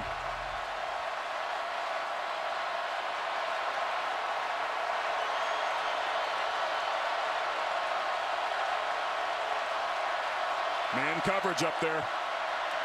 Play action. Allen looks that way, brings it back. Toss is incomplete. Off the hands of Josh Reynolds. T.J. Davis there in coverage on Reynolds to force 4th down.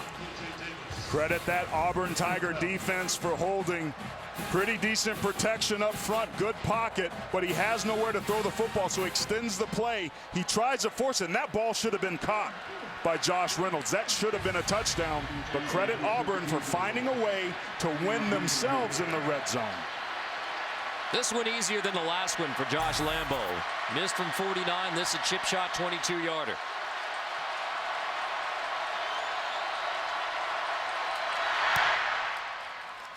(38-24) the new score. So Auburn holds the Aggies out of the end zone. But 38-24 now, Aggies on the Tigers. Kennedy's 42-yard run sets the Aggies up for 3 more on the board. Closing in on the 4th quarter, Lambo's field goal makes our new score. Texas A&M 38, Auburn 24.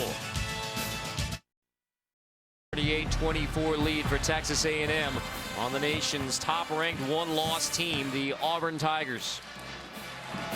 They got Texas A&M right where they want them. Down by 14, going to make for an exciting fourth quarter. Remember, this game started with Texas A&M being up 14-0. And then right away, Auburn, bam, bam, scored quickly and tied it up without any hesitation. Carter, I think this thing is long from being over. That's what the Auburn fans are hoping for. 47 seconds left in the third. Trailed by 18 at the break. Trailed by 14 now. And it's ironic, this Auburn team has had enough experience where they've learned how to win and hang in there. But this is a young A&M team that's going to learn a very important lesson tonight. Hopefully for them, it'll be one that they want to learn. Grant takes a knee. Auburn gets it at the 25. We check with Jamie Erdahl. Carter, it has been an absolute emotional roller coaster on this Auburn bench all throughout the first half, throughout injuries and giving up the lead. Now in that last drive, you had players. Quan Bray was standing on a bench trying to get the crowd into it, and then the third down conversions. They still seem disappointed that they converted on that field goal on that last drive, but we know this team.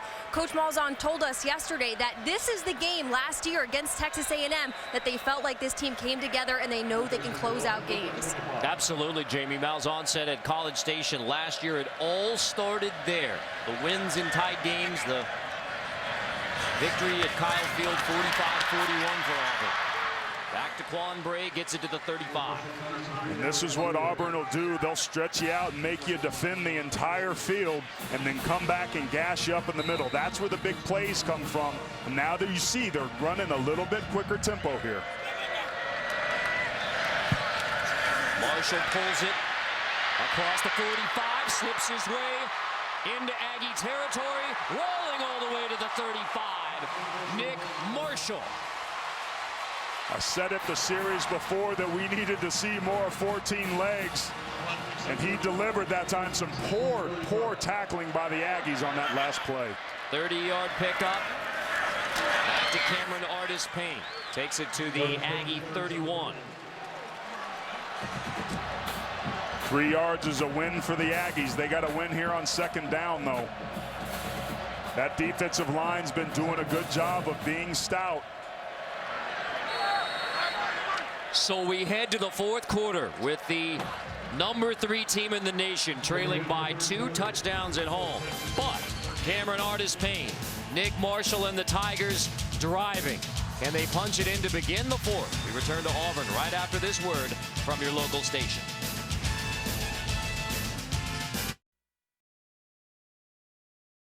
Texas A&M led this game 14-0. The Auburn Tigers struck back quickly, but the Aggies 18-point edge at the break.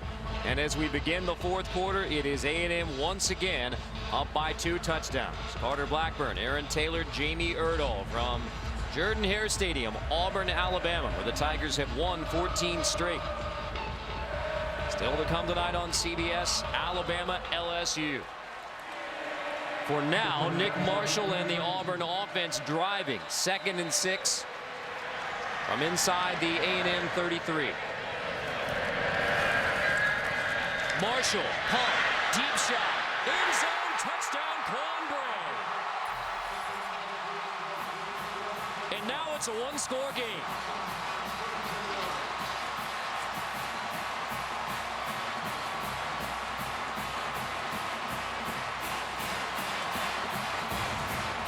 That's Victor Davis, number 28, just on a stutter and go. He's a true freshman, falls for it. And we talked about Nick Marshall's ability to throw the football. The one area of his game that improved the most from last year to this just made this a 1-score game. That ball was on the money.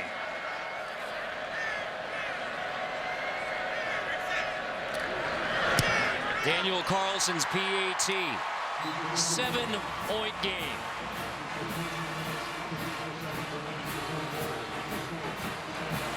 Let's take a look at that touchdown again, Carter. It's one-on-one coverage up here at the top. That's Victor Davis in coverage. Just a simple stutter and go, and he bites on it. Eyes got a little bit big. He wasn't disciplined. And once again, Nick Marshall showing you the improvement in the offseason. hits him perfectly in stride. Remember that ball he overthrew in the first quarter? That's a way to respond and make up for it. Aaron, you said you buy in to the team of destiny, the confidence of going through so many wild situations. I mean, just to name a few: Georgia last year, Alabama that kicked 6 last year, a week ago at Oxford, the wild play at the goal line. Auburn down 18 at the half against an Aggie team who hasn't won an SEC game since the end of September. And yet here they are, 1 touchdown game at the beginning of the 4th. It starts with the belief, and the basis of the belief for this Auburn team is their work ethic. They have a book and a resume that shows them if they just consistently execute and do the things that they're coached to do, that good things will happen. Their playmakers need to step up, and on that last one, it was Nick Marshall and Quan Bray.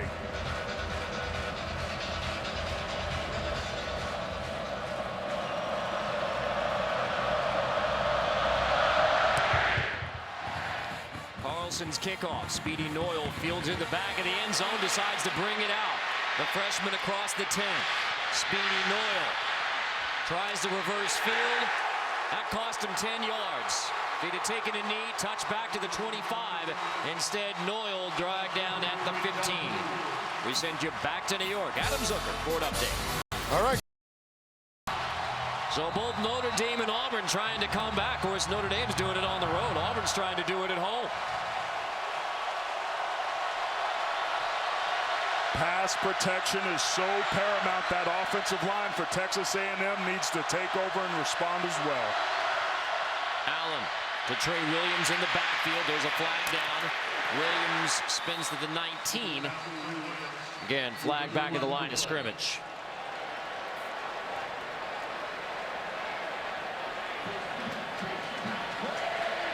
This would significantly back Texas A&M up if it's against the Aggies.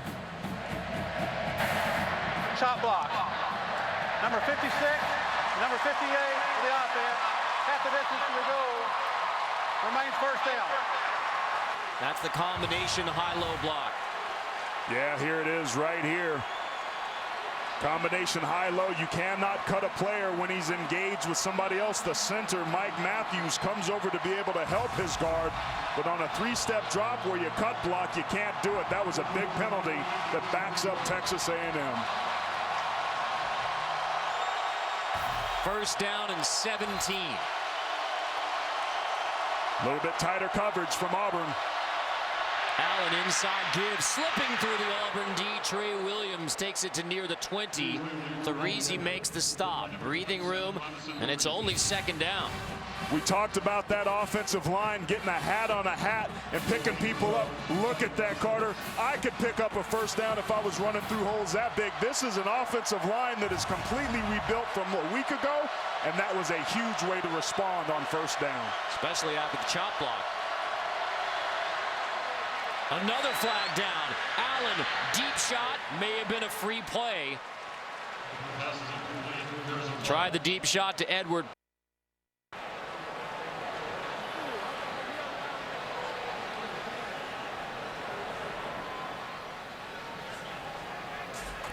Offside. Defense. 5-yard penalty. It remains second down. Just foolish penalties again by this Auburn team. Those are coach killers. You see Gus Malzahn, he can't be happy with his unit, especially after that penalty they had on the chop block.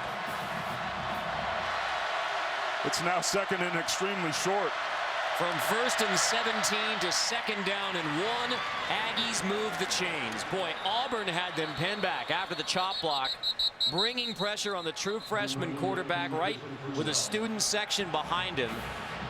And instead, an easy conversion on 2nd and 1 for the Aggies. Foolish penalties cost you ball games, and you're right, Carter. This crowd was absolutely into it, but now because of the conversion, they're sitting back down and not making nearly as much noise. Texas A&M just needs to relax and continue to execute. And where's that pressure that we heard Auburn was going to bring? It just hasn't been here in the second half. Ben Compton in at tight end. Brandon Williams on the toss. Williams gets 10. So the Aggies starting to go to the ground game, which is what they used last week against Louisiana Monroe. Started to use tight ends and didn't exactly look like the hurry up fast-paced Aggies a week ago. A week ago, they only had 137 rush yards and averaged 3.3 yards per carry. It's quite a bit different story tonight. Texas A&M extremely successful running the football. Trey Carson back in at tailback. Timeout Auburn. So the Tigers will try and regroup defensively prior to another second down and 1. First time out of the half. Second time the Aggies have faced second down and 1. Converted the last time. Still leaded by a touchdown on the Plains.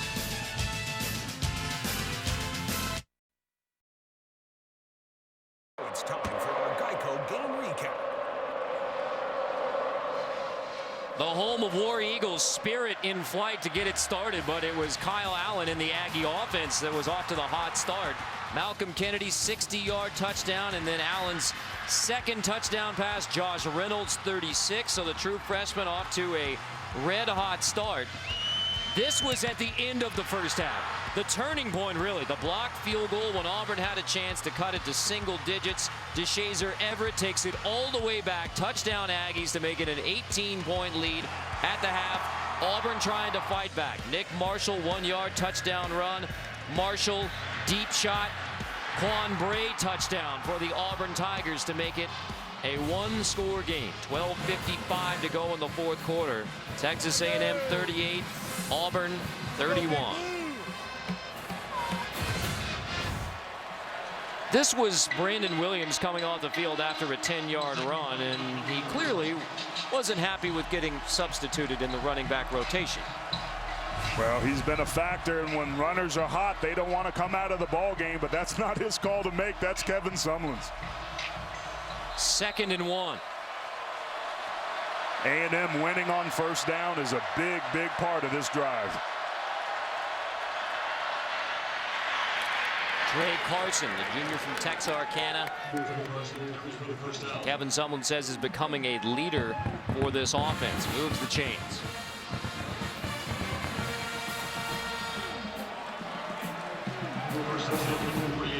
Still a lot of time, especially for a one-score game.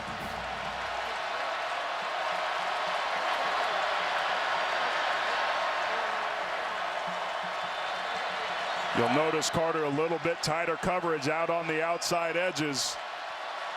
And now he's walking off. That can open up the inside of the defense for those quick hitters. Allen to Kennedy on the outside, shaking his way from Jonathan Jones, who manages to hang on and make the stop near the Auburn 49. Malcolm Kennedy, 6 foot, 205 pounds, and Jonathan Jones is 5'10", 182, and that time it was just raw, pure strength and open field running ability to pick up a tough 4 yards. Kennedy nearing 120 receiving yards in this game, including the 60-yard touchdown. Uncovered up here in the slot. Watch that overhang player just inside that hash. Allen, play action to the slot. It's Reynolds who has another first down inside the Auburn 40. We talked about that arm strength. This ball comes zinging out. Reynolds just sits in that hole, and that ball's on the outside. And because of the placement, Reynolds is able to grab it and make some yards after the catch that picks up the first down. Reynolds now 78 yards, pair of touchdowns. A lot of hands on the hips for this Auburn defense. If you're a Tiger, it's about the time where you need to step up and make a play.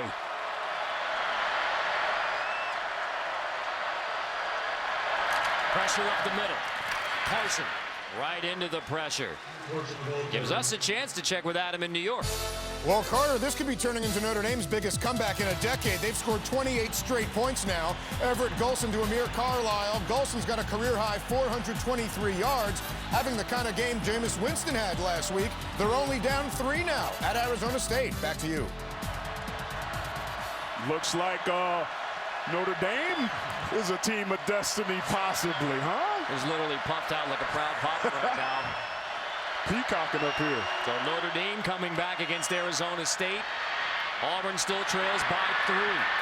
That's a complete pass. Ricky Seals-Jones, the highly regarded redshirt freshman from Sealy, Texas, Eric Dickerson's hometown. west of Houston. Seals-Jones took a medical redshirt last year, 2 games injured. Played all over the field in high school and now starting to be an impact player for the Aggies. There was some pressure from that backside. We asked where that pressure was from Auburn on this drive. As soon as they cross the 50, they've significantly dialed up the pressure. That could potentially put them in some man-to-man coverage situations.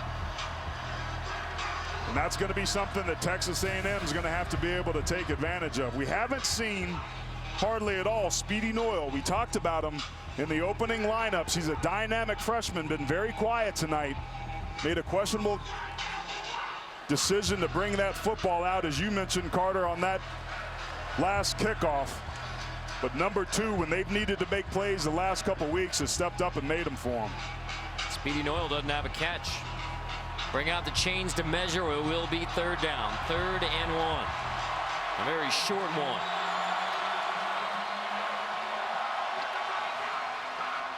Third and 1 with this offensive line that's done a good job, averaging almost 7 yards per carry tonight. They haven't run it much, but this is a situation when you're on the road, you have to be able to run the football. I say you feed the big guy, Trey Carson, your thumper, number 21, and pick this sucker up.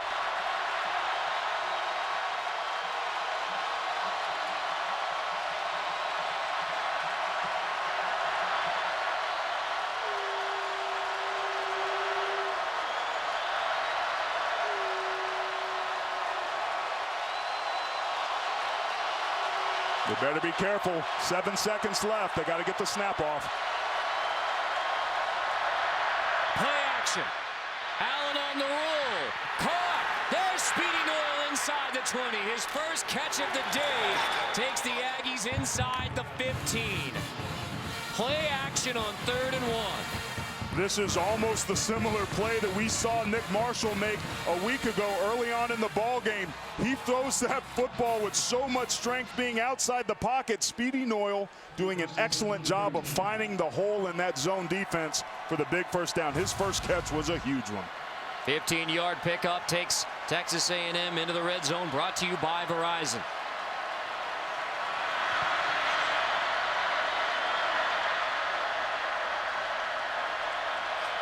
Pressure up the middle again from Auburn. Williams right into that run blitz. Still gets 3. Jonathan Ford makes the stop. Just look at Mike Matthews, the center. He's talking to his offensive lineman. It's so loud they can't hear. He's trying to change the play, pointing out the Mike linebacker. And watch this job that he does getting his team set. Just an excellent job. The one position that didn't change with all those line positions is proving to be the most important. Mike Matthews doing an excellent job of directing this offense up front. Aggies have used up almost 6 minutes on the drive. Now can they punch it in? Play fake. Allen steps up in the pocket. Goes scrambling. Toss incomplete. Off the hands of Speedy Noyle. Jonathan Jones in coverage, 3rd down. They brought some edge pressure that time off the play action. Right off that outside edge. The guard was late getting over there. The tight end. And he put it just too much mustard on it. Just high and outside for Speedy Noyle. Another big 3rd down in the red zone. The most important down in the critical situation is what we're about to see.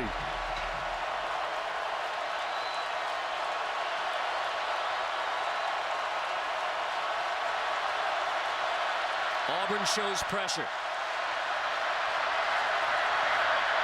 Option, toss, hauled in by Trey Williams. Nowhere near the first down. Gets to maybe the 9. A little bobble on the option, but Williams manages to secure it. 4th down, field goal unit coming out to make it a 2-score game again. Yeah, they had some success early in the ball game, if you remember, on that naked pitch. This time they run it into the boundary, but to Auburn's credit, they were able to set that edge, and the pursuit was able to bring him down. Great stop that time on 3rd down by the Tigers.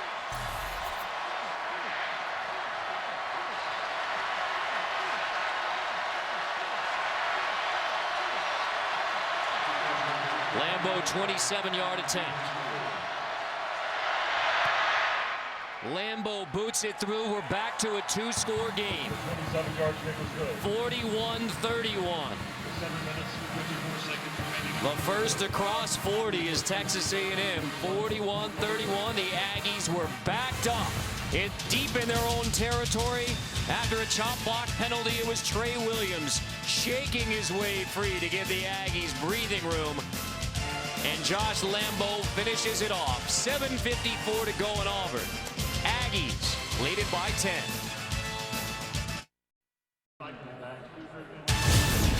The Home Depot SEC on CBS is sponsored by Napa, Geico, Nissan, and by Chick-fil-A. Aubie's doing his best to get Jordan-Hare fired up again. Trailing by 10 against the Aggies. Now Red Lobster presents today's Scholar Athletes. For Texas A&M, Clay Honeycutt graduated with a degree in health already, two-time member of the SEC Honor Roll. For Auburn, Patrick Young with a 3.61 GPA. He is a pre-med major and a Rhodes Scholar nominee. Red Lobster's commitment to the investment of our future is shown today by donating $1,000 to Texas A&M University and Auburn University's General Scholarship Fund. Aaron, we began the day talking about how third-ranked Auburn is not shied away from the championship goals, SEC National Championship. They already have one loss. If they're not able to come back, that's loss number 2. Those goals are out the window. There's no question these last almost 8 minutes of this fourth quarter are going to be huge, not only in this conference, but across the national landscape for the Auburn Tigers. Grant takes a knee. They'll get it at the 25. We check with Adam in New York. All right, Carter. Arizona State has answered the Irish. Taylor Kelly to Demario Richard. 5 plays, 75 yards. It's 41-31 Sun Devils with under 4 minutes to go, Aaron. You taking the bait? We're just doing that for the ratings to make it interesting. Don't count the Irish out. Oh, maybe Auburn's thinking that as well. Well, we certainly appreciate it. 7:54 to go. I mean, you've said time and again, Auburn is capable of quick scores. We saw 2 of them in the first quarter when they were down by 2 touchdowns. And Texas A&M has to be careful that they don't get themselves too conservative here. Marshall slipping away from pressure, slipping away from Everett. Knocked out of bounds by Myles Garrett, the freshman defensive end, but here's the flag. And that might be a foolish penalty on Texas A&M for a personal foul for a late hit out of bounds. That's not the way you win ball games. You want to beat the champ, you got to knock the champ out. You certainly can't do stuff to help him. Personal foul, face mask, defense, 15-yard penalty, automatic first down. No question. There's the true freshman, Myles Garrett. That time he uses his good hand, the one without the cast, to tack on another 15 to this potent Tiger offense. Garrett, one of 10 freshmen who have played today for the Aggie defense, 9 of them true freshmen.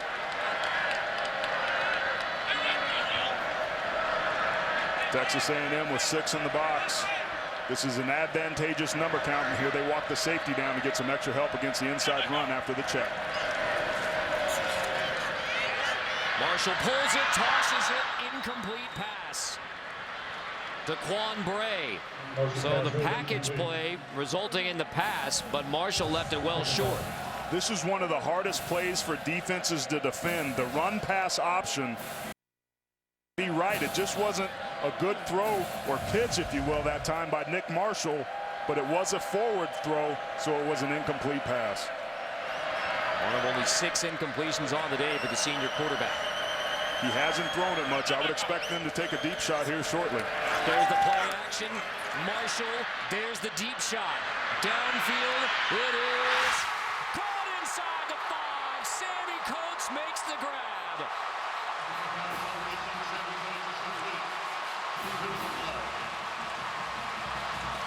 The big play specialist for Auburn, Sammy Coates. 52-yard grab, negating the flag. We talked about the arm strength and accuracy. Pass interference, number 29 of the defense. The penalty will be declined. First down. Nick Marshall, credit that offensive line with a ton of time. He's highlighted. That ball just drops into two defenders. A beautiful ball and great concentration that time by Sammy Coates. Remember, Coates is out there without the help of Duke Williams, who left the game earlier with the knee injury. First and goal, Auburn. But first,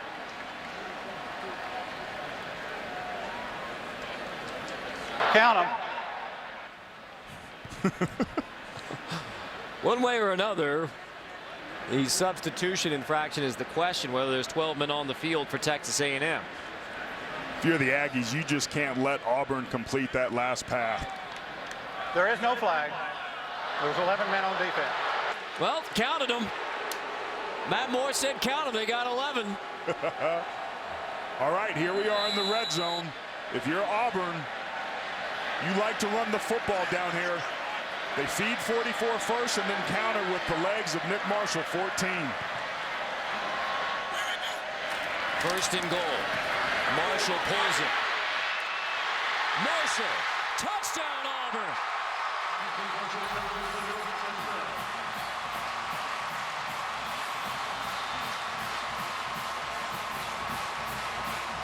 Nick Marshall and the Tigers, a PAT away from making it a three-point game with 6:42 to go. That's Auburn football. The deep shot to Coates. Marshall takes it in himself.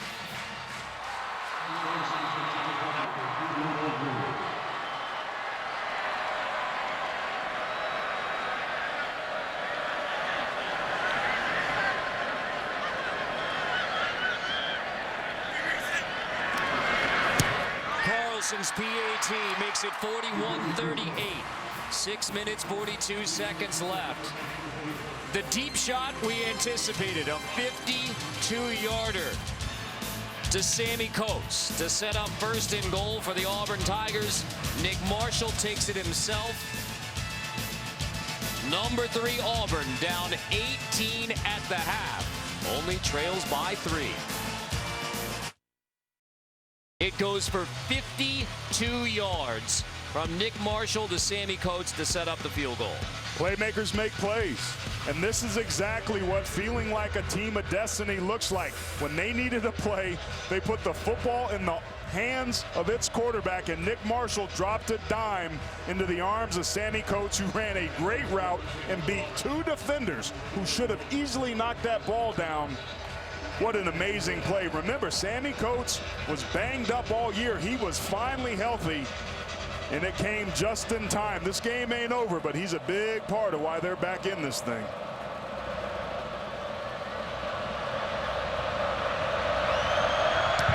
Daniel Carlson's kickoff. Trey Williams brings it out. Williams across the 15, shoved out short of the 20-yard line. We send it back to Adam Zucker in New York. All right, Carter, number 2, Florida State is underway. Jameis Winston lumbering through the Virginia defense down to the 2-yard line to set up a touchdown run. They have a 7-0 lead early on. And a couple minutes ago, Arizona State with their second pick-6 of the day. They are up 17 with just over 2 minutes left on the Irish. Guys? Looks like the Irish come from behind bid will likely fail in the desert. Auburn's come from behind effort here on the plains against Texas A&M. Remember, Auburn was down 18 at the half, down 2 touchdowns in the second half. Aggie football 6:37 in a 3-point game. Brandon Williams drilled as he gets to the 20. Jonathan Mincy, the senior corner from Decatur. He's the vocal leader of this defense. Jonathan Mincy, the boundary quarterback. They put him in there. They expect him to be able to come up and run support. And if he misses that tackle, it could have been off to the races. That was a tremendous play by 6.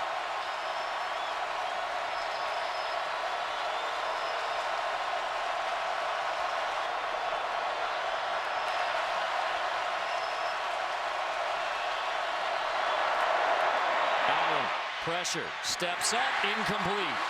Low, intended for Malcolm Kennedy. 3rd down. With all of Jordan-Hare bearing down on the freshman quarterback Kyle Allen. And that time there was a ton of pressure, and Kyle Allen made a good decision. That was a very tight window that if he had thrown up high would have been intercepted. Here's a big third down. Auburn's been showing pressure. What do they dial up here on third?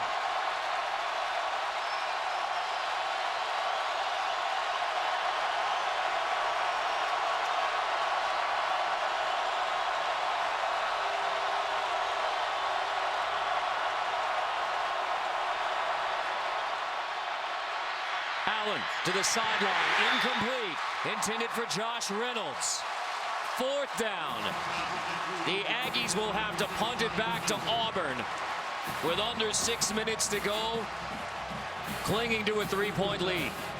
The job of a defense, Carter, is to get yourself off the field. And that time, defensive coordinator Ellis Johnson's unit for the Tigers did a masterful job.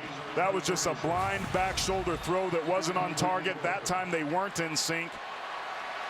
And the Aggies punting, as you mentioned, extremely potent and hot offense. Quan Bray calls for the fair catch. Great punt from Kaiser. Quan Bray grabs it at the 20 after a 60-yard punt from Drew Kaiser. Auburn football down by 3, 5:40 to go.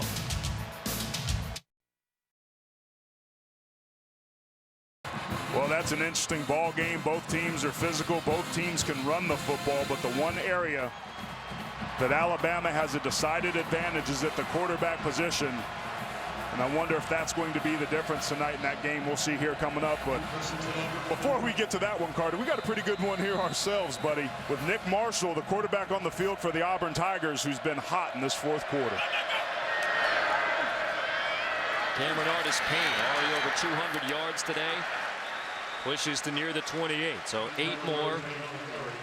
5:30 left on the clock in a 3-point game.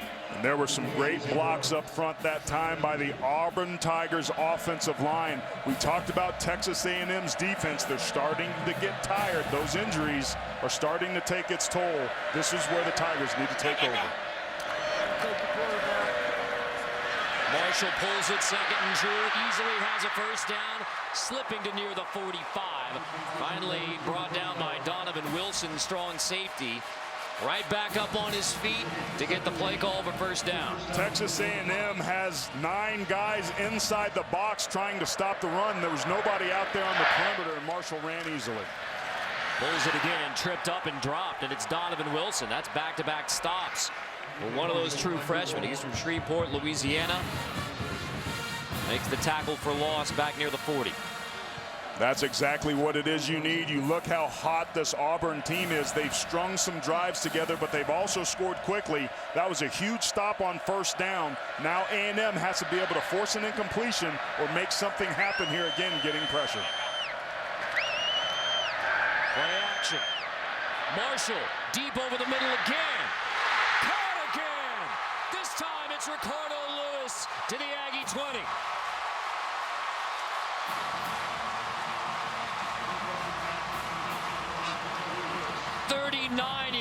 Marshall to Lewis. Just got perfect inside coverage. One-on-one on the outside and a slant route and another precision thrown pass by Auburn. The ruling on the field was a catch. The previous play is under further review.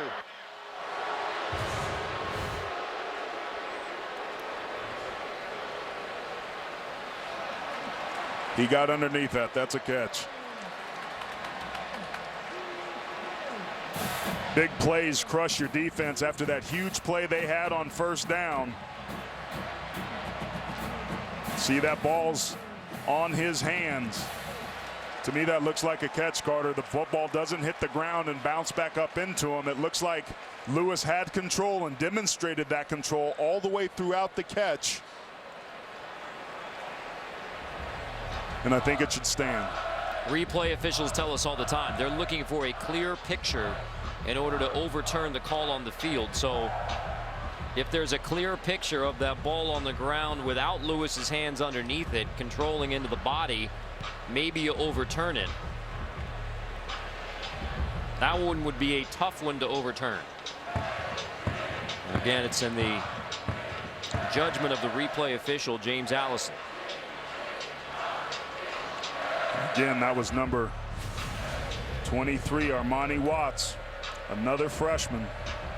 Had an interception at the start of the second quarter a week ago, but that time gave up inside leverage and the big catch. After further review, the ruling on the field is confirmed. First down. Ricardo Lewis's first catch of the game is the 8th Auburn play for 20+. A 39-yard grab for Lewis, who had the prayer at Jordan-Hare 73-yard TD to beat Georgia last year. 1st and 10 from the Aggie 20. Here comes the run game. Artis Payne, couple more on the right side, running behind Avery Young. Miles Garrett there on the stop. That doesn't surprise me. Now Auburn is going into their 4-minute offense mode. 2-minute, you try to score as quickly as you can. 4-minute, you keep trying to get chunk plays to burn the clock up to limit Texas A&M's opportunity to be able to respond if they get a touchdown here.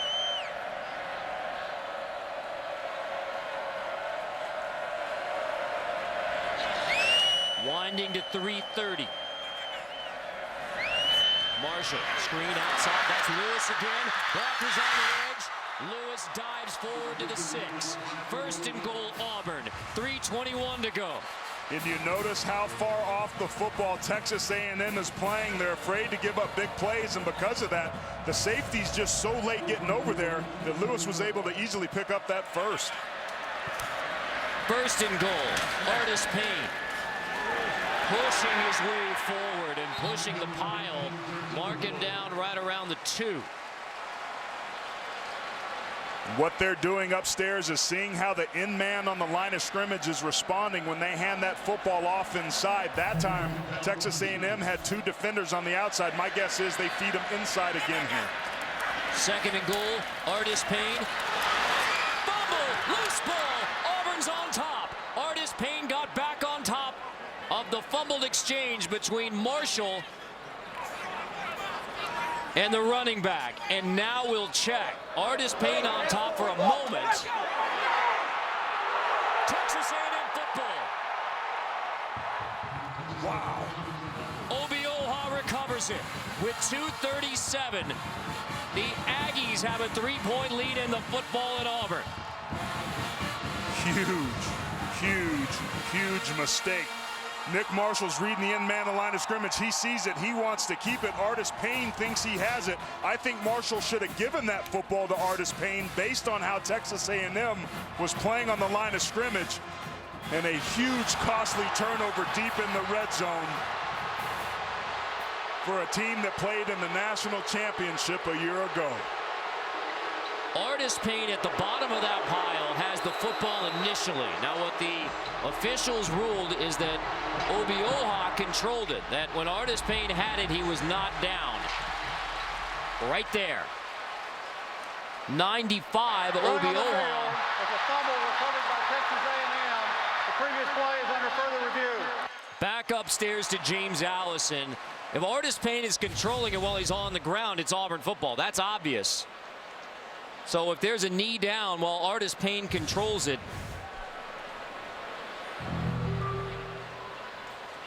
They know that this ball was on the ground. They're just trying to determine who was the first to jump on it. Almost right there. That last look we looked at there, Carter, could very much weigh this thing in Auburn's favor. You know, the problem is, just as we discussed, when you kick it upstairs to replay, you're looking for a clear picture. You're saying at the bottom of this pile, is there any kind of clear picture?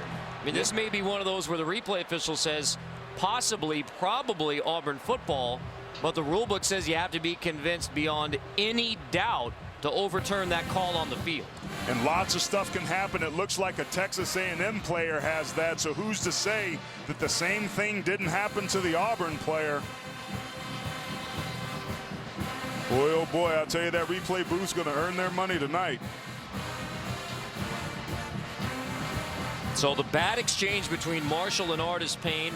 Ball's loose on the field. No question that 44 Artis Payne gets on top of the football at some point, but he may not have controlled it. That's the ruling on the field. He didn't have it controlled on the ground. and Obioha took it away. Either way, Carter, whatever ruling they come back with will have a significant impact on the national landscape of college football.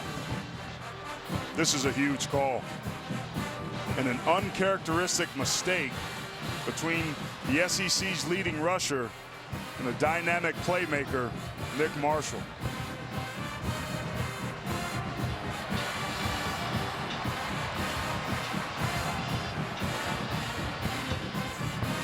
Here's the call. After further review, the ruling on the field stands. First down. Aggie football. Now the wording from Matt Moore there, the referee, that the ruling on the field stands, means that the replay official James Allison did not have that clear picture, the indisputable video evidence to overturn it. He didn't say confirmed, he said the play on the field stands. Texas A&M football, because that was the call on the field. 2:37, Aggies have it with a 3-point lead, but they're backed up near their own goal line. Allen out of the end zone. Brandon Williams. Maybe the 5. Carter, we talked about Auburn being a team of destiny. We opened the show with that. Auburn, that is their second timeout of the half. We have a 30-second timeout. How ironic is it that we find ourselves in this situation? Can they have another miracle? 41-38 Texas A&M on number 3 Auburn. Before this game is done, the play of the game presented by Napa Auto Parts. Question for Auburn is, will they have the play of the game and another dramatic Tiger win? One timeout left for Auburn. 2:31. Allen handing off again. Trey Carson shoved back. Third down coming up. Auburn taking another timeout.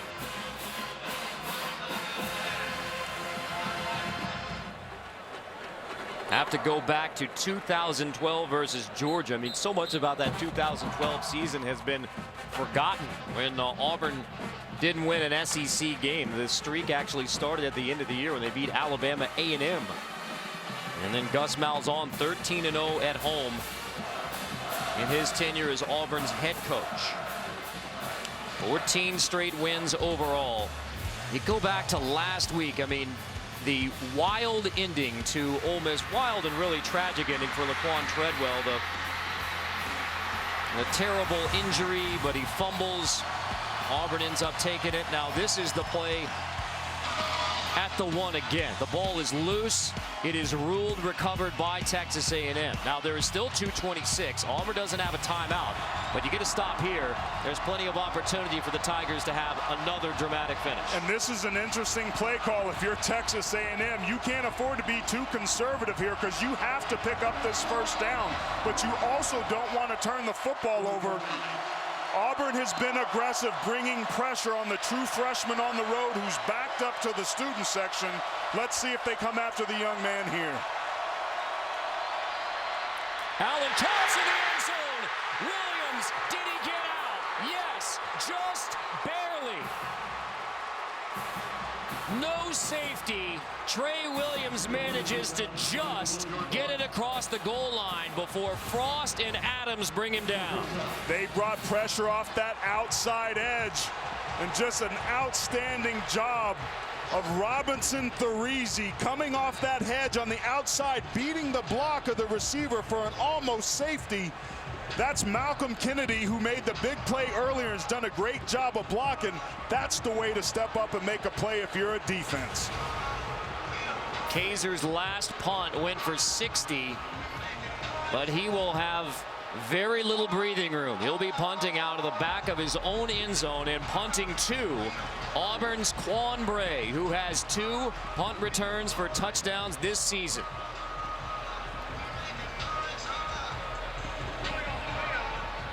The runner was tackled outside of the end zone. That play is under further review. James Allison is playing a big role today. From a targeting overturned in the first half to the fumble near the goal line to see whether now Trey Williams gets out of the end zone, whether it's a safety. You treat that end zone, the plane, it's just like the touchdown. I mean, if you get it across, then it's out. Matters where the ball is. Well, I tell you what, buddy. Malcolm Kennedy gets this block. It's an easy first down. But because of the aggressive play call and the physical nature of Robinson Therese fighting through that block, whether this is a safety or not, that was a heck of a play call and execution. And that's how you win yourselves ball games. Yet again, you're in a position where looking for a clear picture, and that's a muddy picture. Well, this is interesting because of how little room there's going to be able to punt this football away. That's on the 1-inch line. I would imagine Auburn, who had a field goal blocked on them, may want to try and come after it and get a block of their own. But they can't afford to rough the punter, so they've got to be careful there. But there's not a lot of room to work if you're Texas A&M. That's if the call stands in replay right now. And it's the sole discretion of the replay official, James Allison, as to whether Williams got out. And just like the last one, I think you don't have clear enough picture to overturn it. After further review, the ruling on the field stands. The clock will start on the snap. Auburn fans are going to be upset about both of those, but it's pretty clear that that replay official has to have a indisputable, without any doubt look in order to overturn it. Didn't do it either case. So now Drew Kaiser to punt. Vaughn Bray back to return.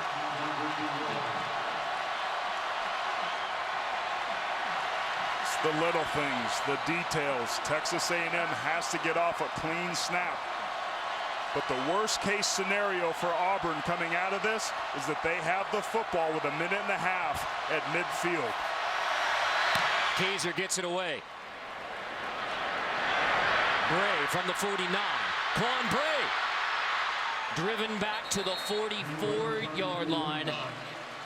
1 minute, 28 seconds, 3-point game. Auburn doesn't have a timeout. Daniel Carlson, the redshirt freshman, is long 46. We asked Gus Malzahn, how much confidence do you have in your freshman kicker who hadn't attempted a field goal the last 2 weeks? He said, my confidence level in Carlson is, quote, very high.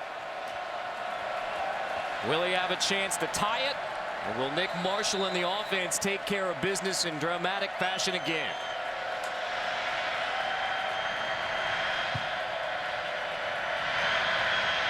Lewis on the sweep. Turns the edge, gets inside the 35. So you're looking right now at about a 50-yard field goal attempt from Carlson. The 41-yarder was blocked, returned for a touchdown at the end of the first half. And remember, Auburn burned all of its timeout, so if they don't get a first down, that clock's going to keep ticking.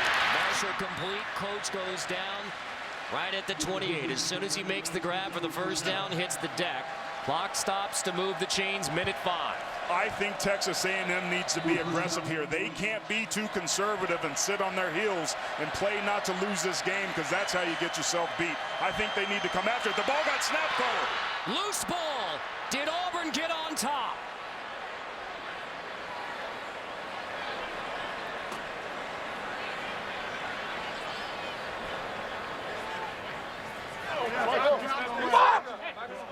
Aggie football. With 54 seconds left in Auburn, Texas A&M has a 41-38 lead. The football in Auburn is out of timeouts. Obioha again comes away with the football.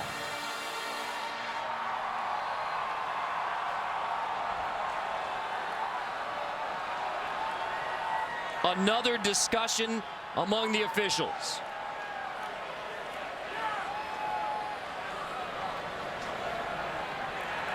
Aggie football. Two critical errors late in this ball game. Reese Dismukes, the unquestioned leader of that offensive line in the offense. Bad communication, snaps the ball when quarterback Nick Marshall was trying to check out of a play. And it appears that the Auburn Tigers may be out of miracles. Alonzo Williams recovers the fumble. Under further review. And now we're back upstairs to the very busy replay booth.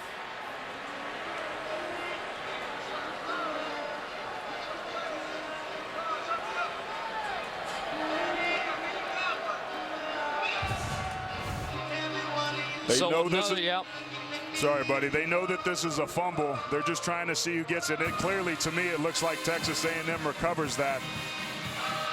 And another mental error by this Auburn team. This one may be the clearest of them all, as far as the replays that we have seen in the last couple of minutes.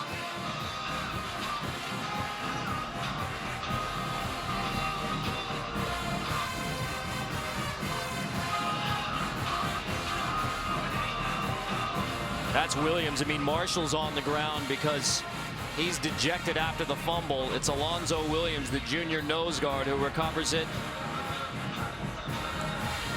Earlier this week, Alonzo Williams said that the chemistry in the team's locker room was not where it needed to be. We talked about this Auburn team who believed in itself. After further review, the ruling on the field is confirmed. First down. 54 seconds. Texas A&M can take a knee at Jordan-Hare. Two fumbles late cost Auburn. The exchange between Marshall and Artis Payne, and then the fumbled exchange between the center Dismukes and Marshall. And one of the stunning results of the year in the SEC and all of college football, Texas A&M, who had lost 3 straight. The last win for Texas A&M in the SEC was back on September 27th. They win a week ago against Louisiana Monroe in unconvincing fashion, 28-16. Then come on the road as huge underdogs against number 3 Auburn with a true freshman quarterback, with 10 freshmen playing on defense, and yet the team to snap the 14-game home winning streak for the Auburn Tigers, the Aggies of Texas A&M. Number 3 goes down, 41-38.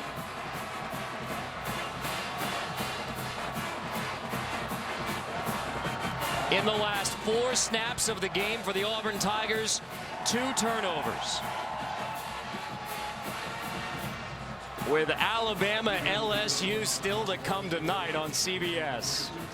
Now it's time for the play of the game presented by Napa Auto Parts. It is the 2 fumbles at the end of the game.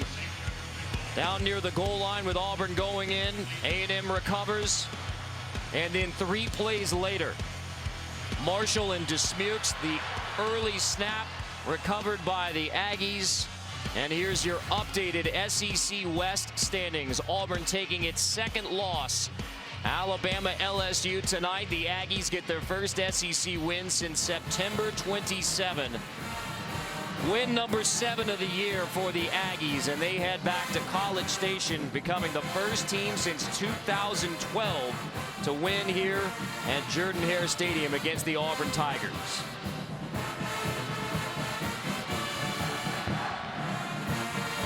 With the freshman leading the way. Aggies win it 41-38.